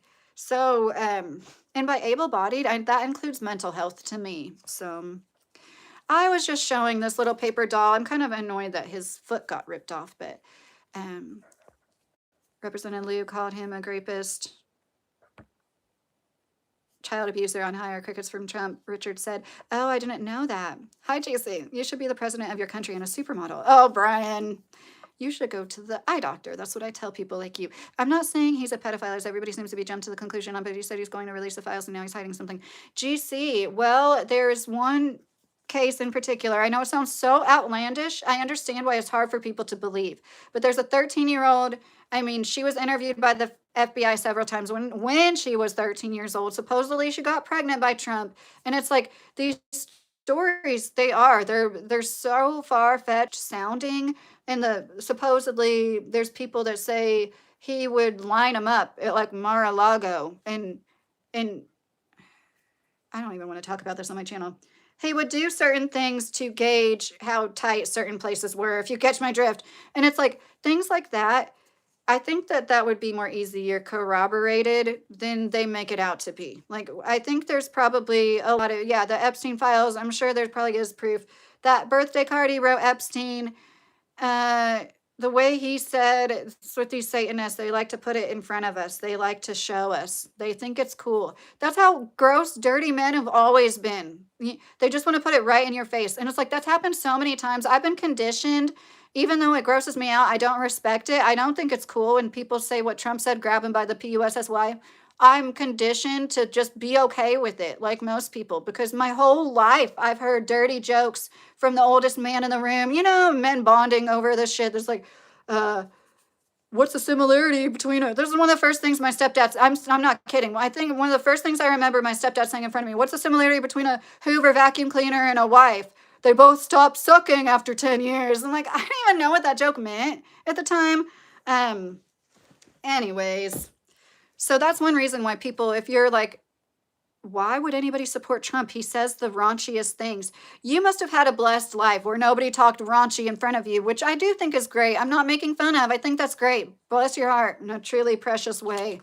But a lot of us are used to the big, powerful man saying indecent stuff and everybody laughing and letting him get away with it. Har, har, har. And like, once again, if it was some big, burly black man saying it from the ghetto, everybody would see it for what it was. Brian, thank you. I'm 39. It's the people behind the people, like the Illuminati. Yes, Brian, for sure. I think they're both two sides of the same coin. Trump is just a big puppet. So I do get that. I don't believe in voting. I just feel disillusioned with all of it. I don't think it matters. I think it's all a big pony show. They just want us to think that our votes matter, and I hope I'm wrong. I'm sorry I do cuss. If that's not like what you like, you might not want to watch my lives. Oh my God, 3. You're silly. I'm gay. Hell yeah, baby. That's good for you, Private. You be gay and be out there with it. And it's like, life is too short not to be your authentic self. He is the worst person ever, and you're going to defend him. Who? Minya, hi from Netherlands. Oh, how are you doing? I hope you enjoy all your money going to Israel and going to the ballroom and going to Kennedy Center and not to healthcare or the economy. Oh my God, if you're tuning in and you see me waving this around, I hate him. What do I have to do? Make it into a little voodoo doll? I have to start rubbing the craft, wrap a ribbon around him. I bind you from doing harm, Trump, harm to yourself and harm to other people. I hate his guts.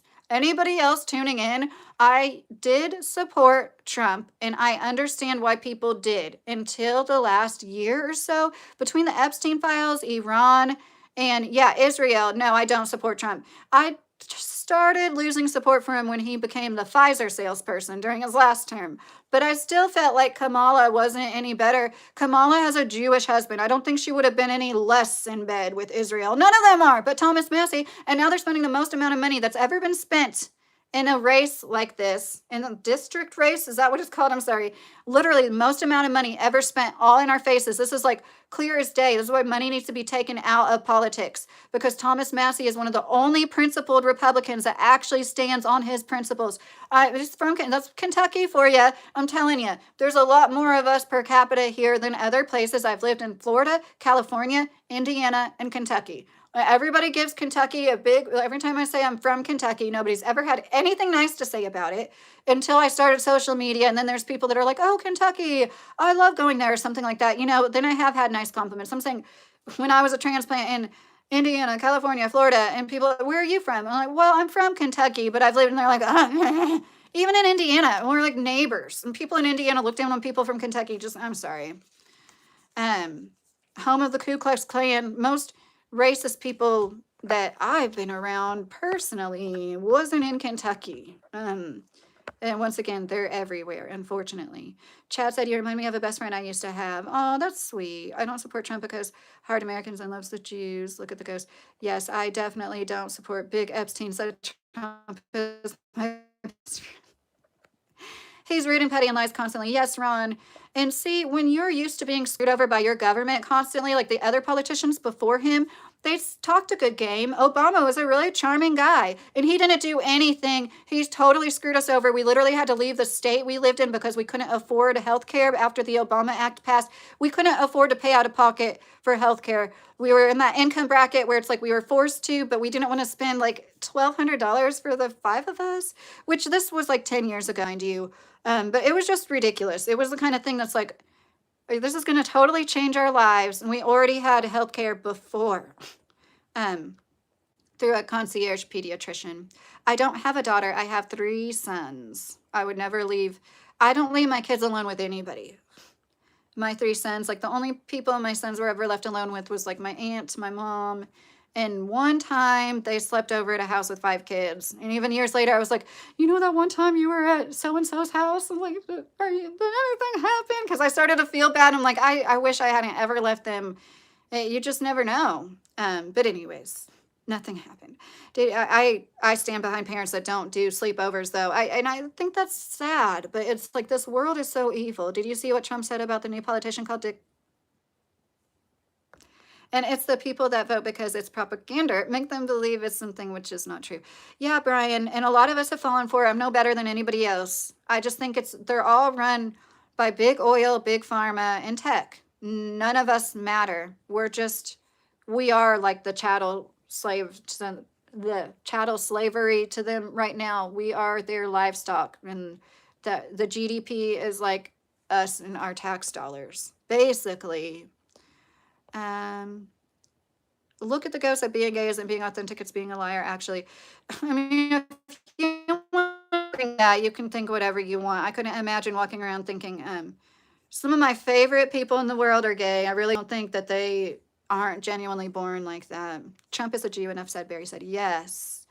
We are talking about, well, I'm getting ready to go, but we were talking about Chud. Chud the Builder is a guy who's in jail right now, and I think it's great. I love Trump till I found out he was a Jew, Barry said. How are you, Barry? Elon's baby mom just came out and said Elon stole the election for Trump. Anyone with half a brain already knew that. Yes, 9-4. Ashley St. Clair, she's interesting. And I think she seems genuine. She doesn't need any money. She doesn't have to be doing what she's doing. I think she really does feel bad. Like, I've spoken out, like the whole like transgender topic is just, I think it's been a big distraction. It's divisive on purpose. They want people to find any reason to dislike other people. She wrote a children's book. If you're like against the ideology, I just don't even think you would read your kid a book about it, period. And like, I don't know. But anyway, she apologized for that. I saw her on, I'm sorry, I forget his name. It's the gay guy I follow. It's not Matt St. Clair. But anyway, she did some really good interviews lately. I saw Kyle Kalinske had her on, but I didn't go to whatever Substack or Patreon where they had the full interview. But yeah, she is, I think she's a good person that really doesn't want to live with herself after everything. Donald J. Trump isn't perfect. No one is. I wish he had a cleaner mouth, but he is a whole lot better than sleepy Joe Biden. Jeff, I look at them as pretty similar. And it's like, Joe Biden creeped me out. The way he sniffed little kids creeped me out. I never liked him or found him to be genuine. What he said about not wanting his own kids to grow up in a racial jungle, I don't see how people could just forget about all of that. And I know people can change, but no, I don't think old rich white men change often. And anyways, I think they're both sleepy morons. Look at the ghost. The last time I voted was for Obama. That's what I'm saying. He really disappointed me, and that's when I started to, but then I'm just being honest. Every time Trump ran, I was like, yeah, I'd rather have him win than the other person. And a lot of it has to do with what we've already talked about before. It's undeniable. Democratic policies don't help the way people think they do. And the people that vote perpetually Democratic, thinking that they're going to get help, like it's all going to shit. It's all built for rich white business owners. Oh my gosh. My kitten wants out of the room. Say hi, Toki.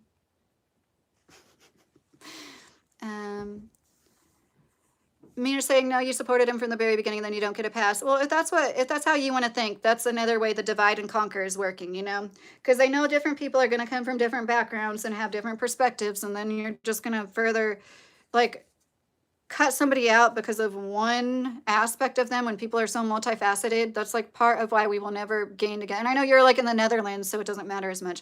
But us Americans sitting here doing it to each other, that's why we're not going to boycott and do what we can do to actually make a change and vote with our dollar, come together and say, let's not buy gas for 2 weeks till these prices go down.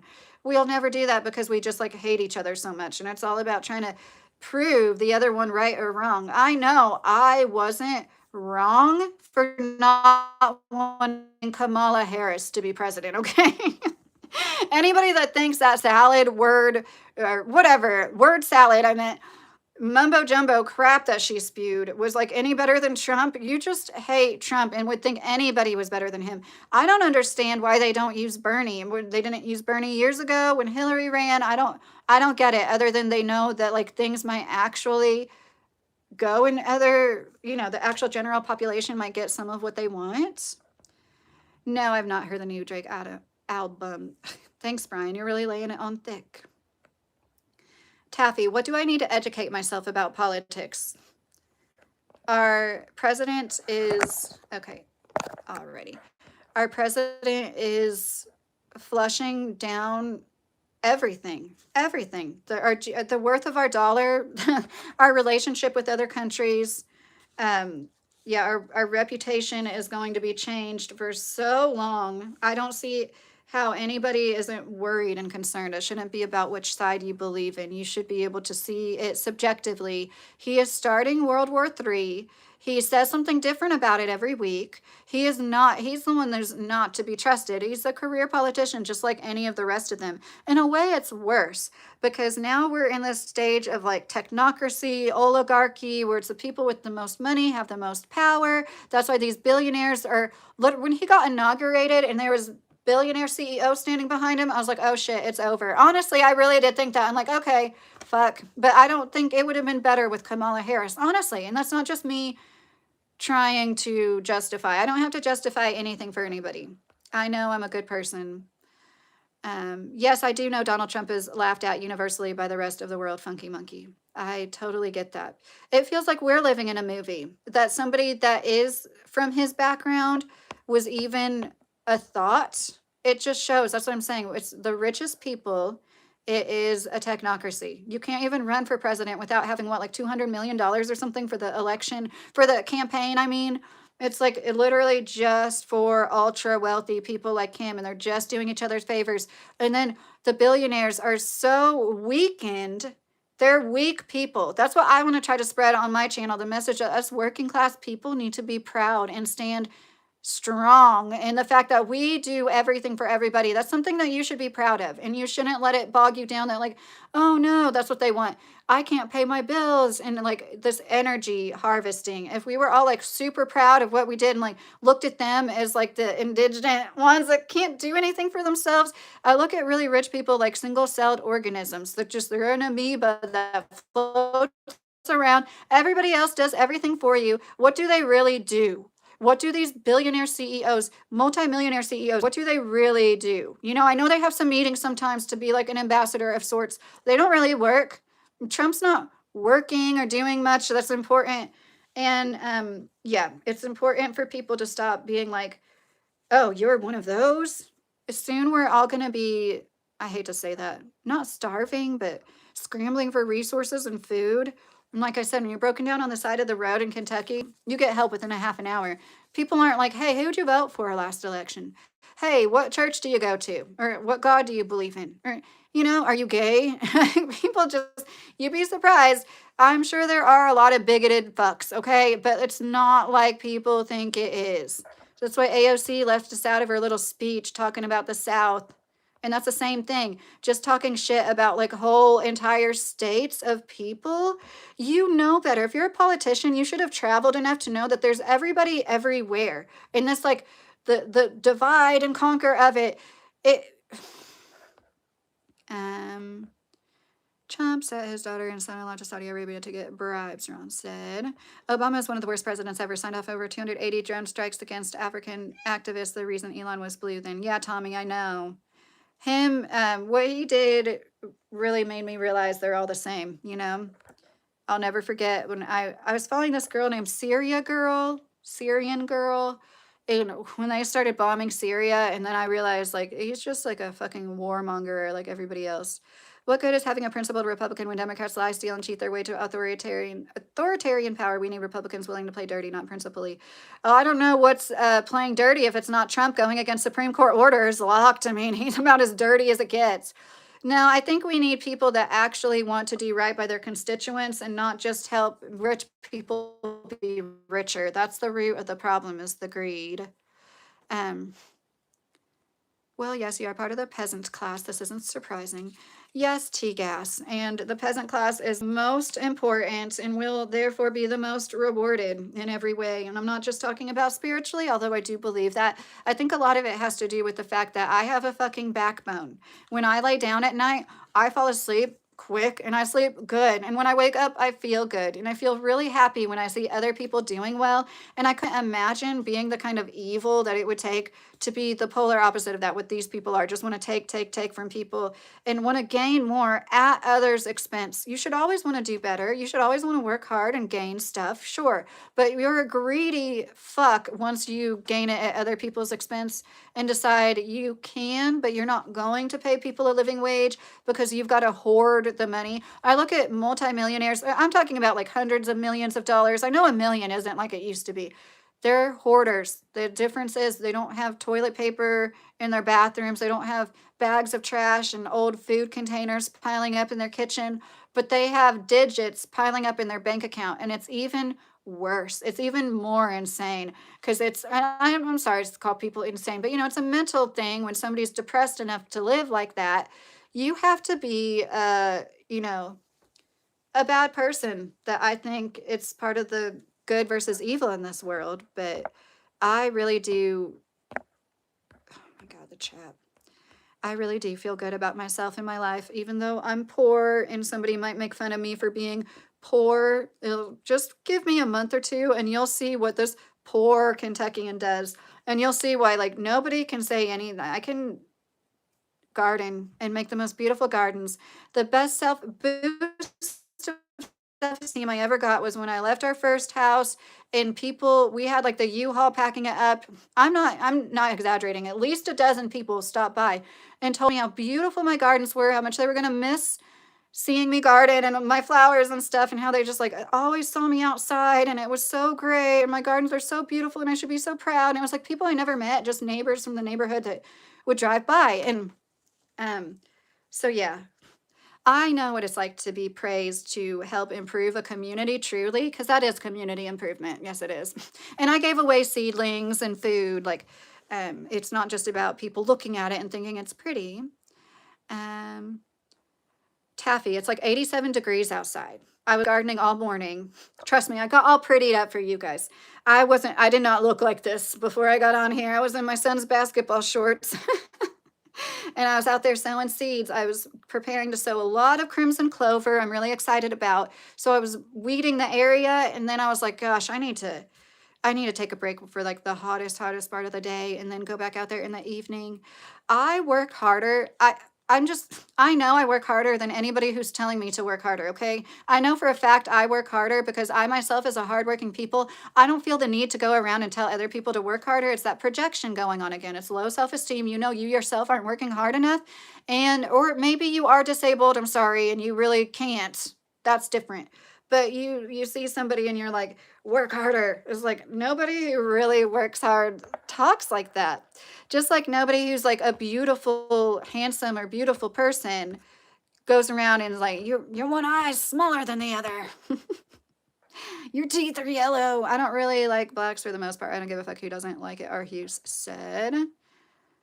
Well, I mean, you get what you give. You're going to walk around thinking things about people. Like, I just don't understand. If you're still in here, R. Hughes,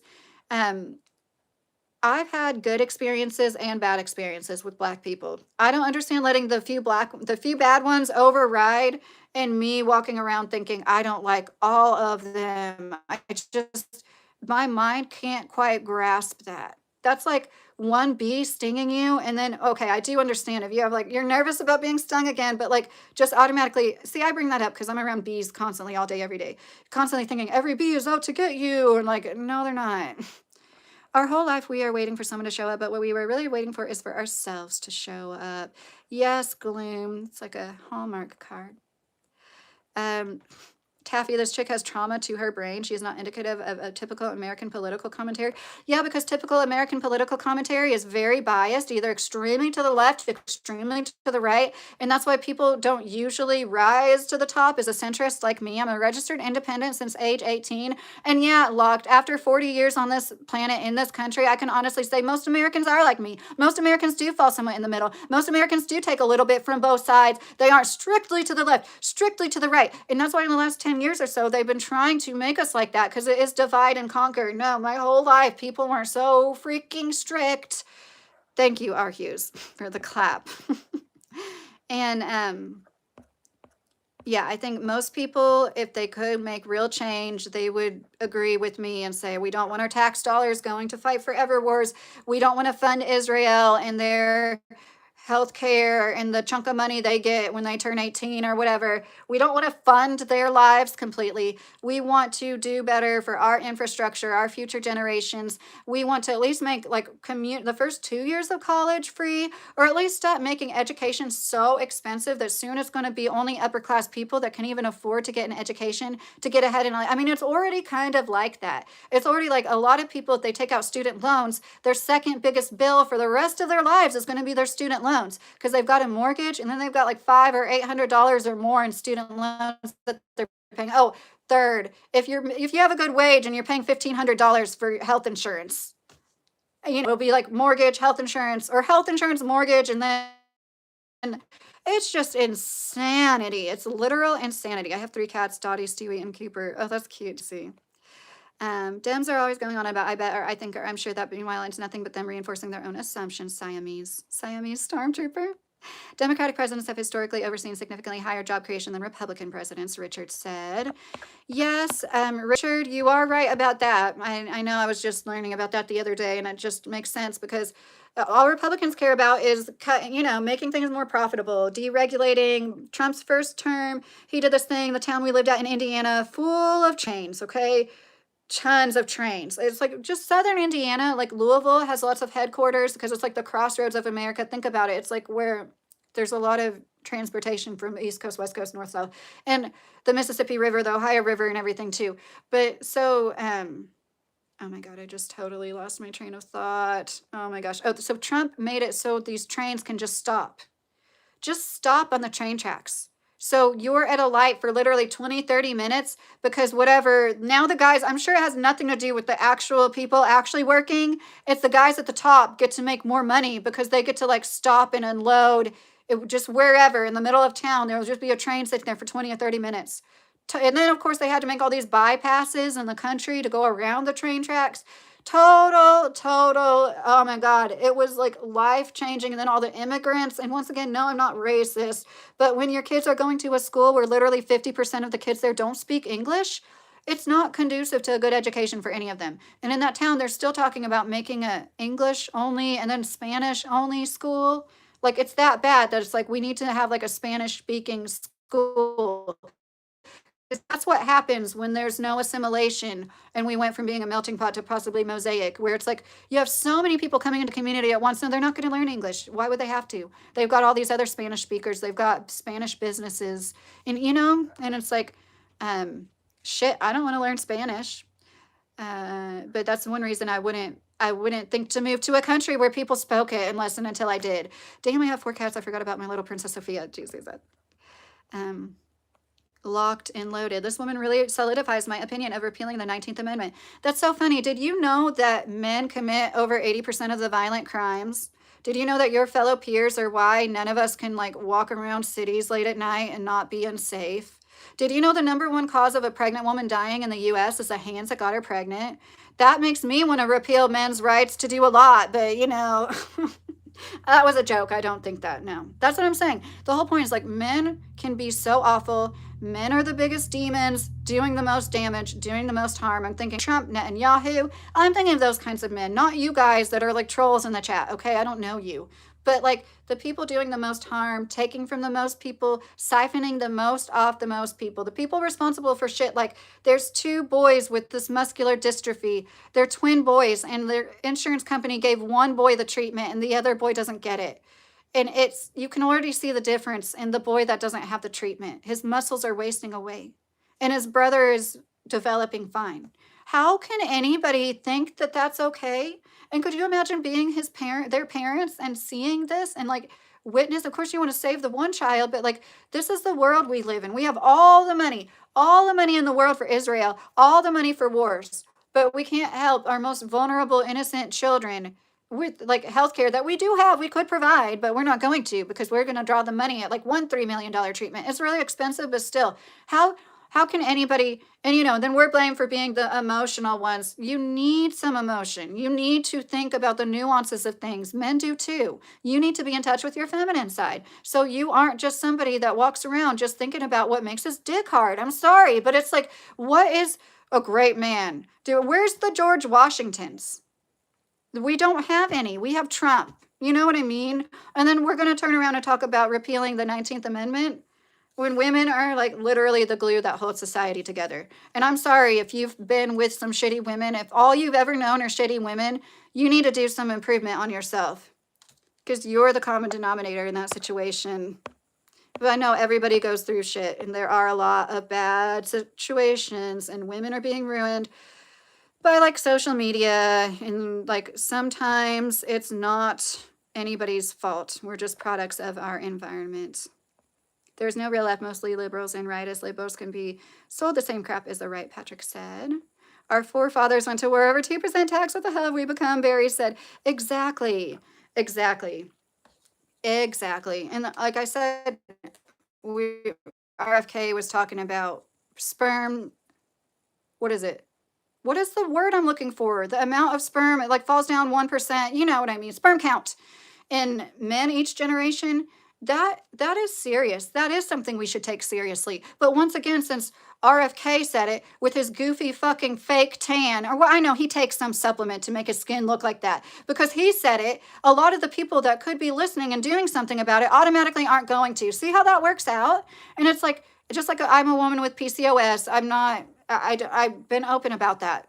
Like, I don't think it's funny that testosterone is lowering every year, And I would like to see what my boys are, because we've been diligent, especially with my 16-year-old. He's barely, and I know everybody's around plastic all the time, but I mean it, like he barely ate or drank out of plastic. Anyways, I know it's not just chemicals and plastics, though. I feel like I did a shit job in the chat today. It's like I was just really wanting to, put that out there. I love everybody. I really do. I have love for everybody besides people that hurt children. And without man, this country wouldn't be here, Rick said. Right, without man or woman. I mean, we need each other. There should only be one, welcome to the Commonwealth. The Queen of England said, welcome to the Commonwealth. Oh. So, okay, I am like, bleh. I was on that stream when she tried showing her garden. I can tell you what's ethic is at a high standard. What does that mean? You guys, you have seen nothing yet. Just wait. I sowed a bunch of, I still have 4 or 5 moringa seeds to sow. I sowed a bunch of moringa seeds, the most nutritionally complete plant, one of the most. Moringa is a complete protein. It has all 9 amino acids. Isn't that amazing? What other plant has all 9 amino acids? I don't know if there is one. So they're like little trees, and I've never grown them to the point where I get their seed pods, which are called drumsticks, which are supposedly the most delicious part of the plant. I just ate the leaves, which taste awful, honestly. It's really bitter. It's awful. But it's like, that's part of what's wrong with us, is we're not used to bitter. Like, bitter is good for you sometimes, and like, we need to have a bigger palate that's used to tasting other things than sweet and savory and salty. And we kind of lost the bitter. So anyways, I am so excited. It takes me like well over an hour to water my garden now, and that wasn't even all the blueberry bushes. It takes me so long, but we have like 10 days of rain forecasted. So I am expecting, I have so many bug bites. I have bug bites on both of my hips. Like I'm on top of my foot. I'm gonna make a video about ticks soon. I do use permethrin. I'm like, it's so bad that it's like, yeah, I don't love chemicals, but that shit works. And I just spray it on our shoes. But anyways, Thomas Massie is a modern and Ulysses S. Grant of America. Hey, Arade, how are you? It's not about feminine side, just having empathy and understand what others go through. Okay, Patrick, keep in mind when I say that, I'm talking about the duality of the universe. I do not mean, and that's what, like, and I'm not taking, I don't know you, Patrick, so I don't mean it towards you, but so many people hear that and they kind of get offended because they don't want to be girly. Because it's always bad to be a girl. It's always bad to throw like a girl. It's always bad to act like a girl. It's always bad to cry like a girl. That's not what I mean. It's like that everybody has feminine traits and masculine traits, right? I have masculine traits. I have feminine traits. Most women favor their feminine side. Not all, right? No, and that's okay. I think you should be able to walk around and be a butch if you want to. I think you should walk around and be a man that likes to wear makeup and girly clothes if you want to. It's just like we need to quit confusing people with things outside of that. You know what I mean? And like, so it's like some men never reach their full potential and become fully actualized because they're not allowed to. And it's really sad. And that doesn't mean they're going to be girly. Like I mentioned, these guys that are farmers, they're not outwardly gay. You cannot tell this guy was gay until I saw him do this thing with the Corona bottle. He like put a lime in it and then he like put the whole bottle in his mouth for a second because it was like foaming up. Besides that, I never seen that guy like, you know, he's not like a flamboyantly gay individual. Not that there's anything wrong with that. I'm just saying, like, everybody has their own balance. And I think it's really neat when somebody can be really masculine and gay. I think like everybody's supposed to be different and then we're supposed to be diverse. So I don't want to make fun of that. Like when I said earlier, it's just super interesting as a woman that lives on this planet to see somebody like Chud the Builder, and instantly my radar went off. Like he is like closeted or bi, he hates himself for it. Or a lot of other guys, they are like looking at him and looking up to him. There's something weird going on here. Fish in the Potomac River started growing eggs years ago, male fish. That's not normal, that's not right. That's a sign that there's so many, we can't filter the pharmaceuticals that we pee out of the water supply. We can't filter everything. In my opinion, they're not filtering everything. So we're all being exposed to a lot of stuff. And like, I think that's part of the reason why the testosterone's dropping. And yeah, anyways, keep supporting my channel and maybe one day we can live the cleanest life possible where we're drinking spring-fed water and, you know, testing the well water once a year, getting it tested for absolutely everything, using well water, but testing it and, you know, using solar. Yeah, women are the role of petitioning to get, or on the role of petitioning to get criminals out. I don't know what you mean by that, Mina. I don't. Siamese studies have been done showing women are likely to sympathize with those breaking the rules, while when men do not. That is so funny, Dialect. Men are literally the ones that break most of the rules most of the time. What the fuck are you talking about? Women are empathetic, and we actually see somebody as a whole person most of the time. Not always. Men tend to see people, men and women, is like, well, women more so, is like a tool, a means to an end, an object. And you know what? We need that logical problem solving. This equals that. A plus B equals C. We need that. And that's what men are more of most of the time. Not all the time. There are definitely like logical women that are like way more, can compute way more than a man in the room with them. But like, let's be real. Then we have women who, and a lot of it is social conditioning. I don't think it's just 100% natural. I think it's social conditioning. It was okay for me to cry over Bambi. There's so many people in the same situation because they're a man when they were a little boy and they started crying over something, and their nurturers, the people guiding them the most in life, told them to shut the fuck up or something. Like, that's social conditioning, okay? And you've been conditioned to think that women are weaker for being empathetic. Empathy is a sign of emotional intelligence. We all need it. We need it more. I think part of the reason why women aren't as whole and self-actualized as they could be is because we're losing our empathy and we're becoming more like the bad men in that way. Yes, absolutely. We're narcissistic, only looking inwards to ourselves and do as thou wilt and type stuff. And like, that's what I was saying. So a man can be empathetic. A man can be vulnerable. My husband is a good example. We complement each other in a lot of ways. But like, love you, Mr. Carey. I he can be like very strong and stoic, but he can also, I don't want to make it sound like somebody said you shouldn't say what your husband cried. I've hardly ever seen him cry. Not that that matters, but like I said something about it and they're like, you shouldn't talk about that. And I'm like, see, that's part of the problem. That's part of the issue. I've been with this man for 20 years and I shouldn't have ever seen him cry. But wouldn't that be like psychopathic if I had never seen him cry? He lost his father when he was 22 years old. Like, of course I've seen him cry. It's been great. I agree with most of what you said today for once, except women being the glue thing. LOL, Barry said, good women, Barry, good women. I think that matriarchs of families, in my experience, and that's all I can draw from, and I know it's anecdotal, but like the matriarchs of our family were what held the glue together. And once they died, my mom was never a matriarch. She just doesn't. I got everybody together every time we've ever gotten together since the matriarchs died. So I guess in a way I became the matriarch. And then I decided to stop doing it and move to a place where I could own more land and be farther away from them. But that's what I'm thinking about. It's like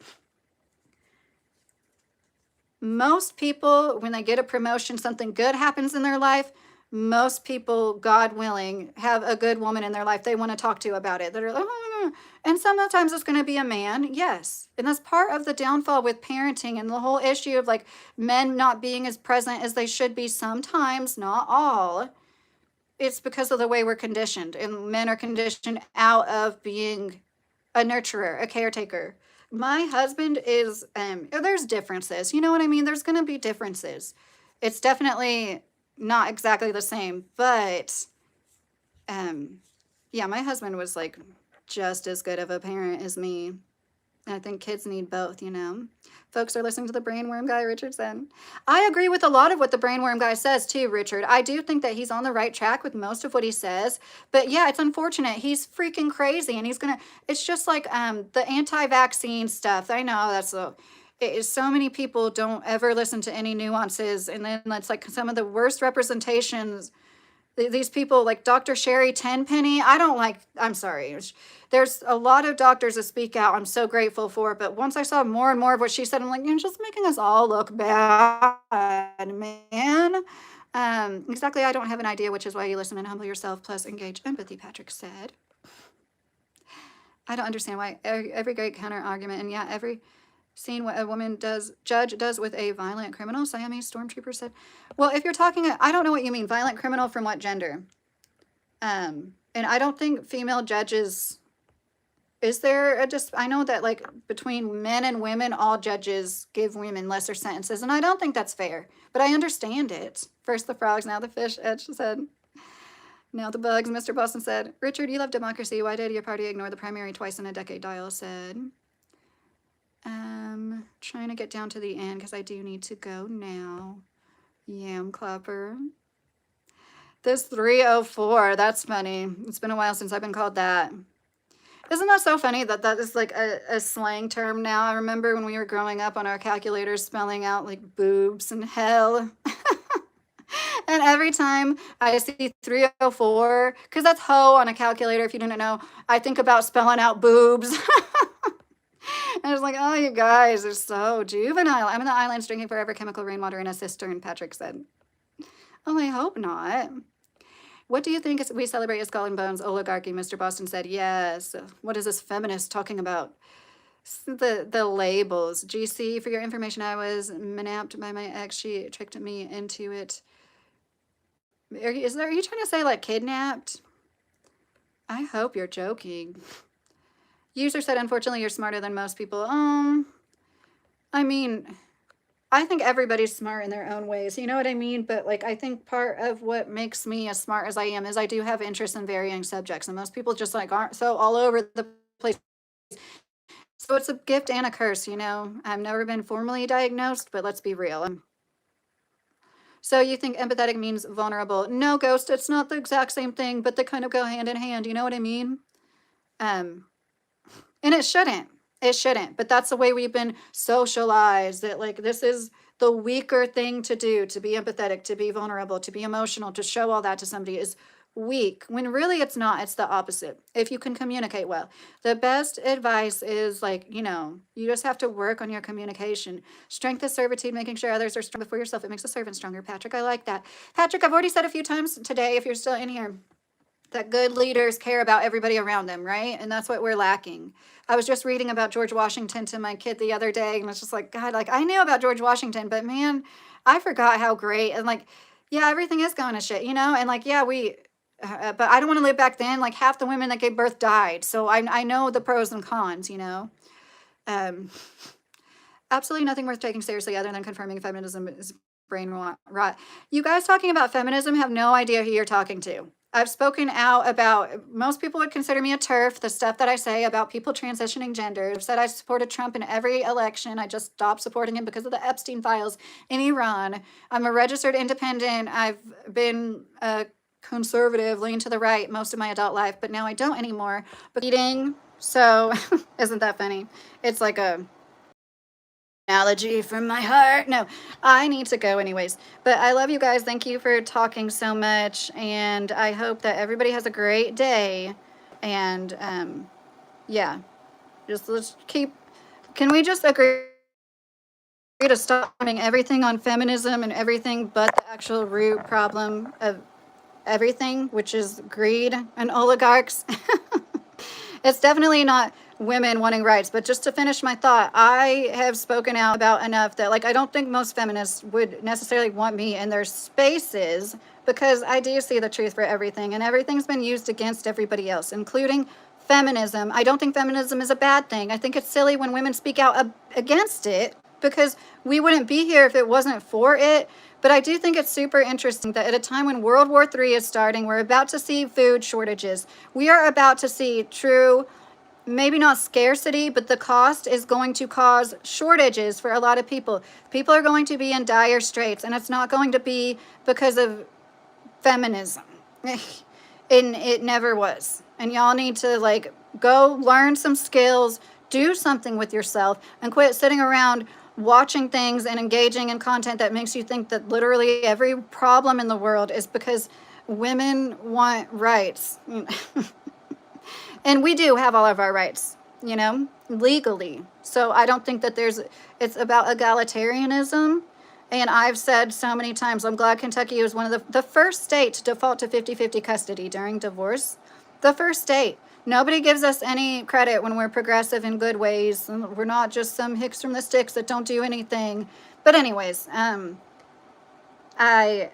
think it's a little goofy that there's so many. I follow quite a few feminists who are married and tell other women not to get married. And one day I will make a video on that. It's on the back burner.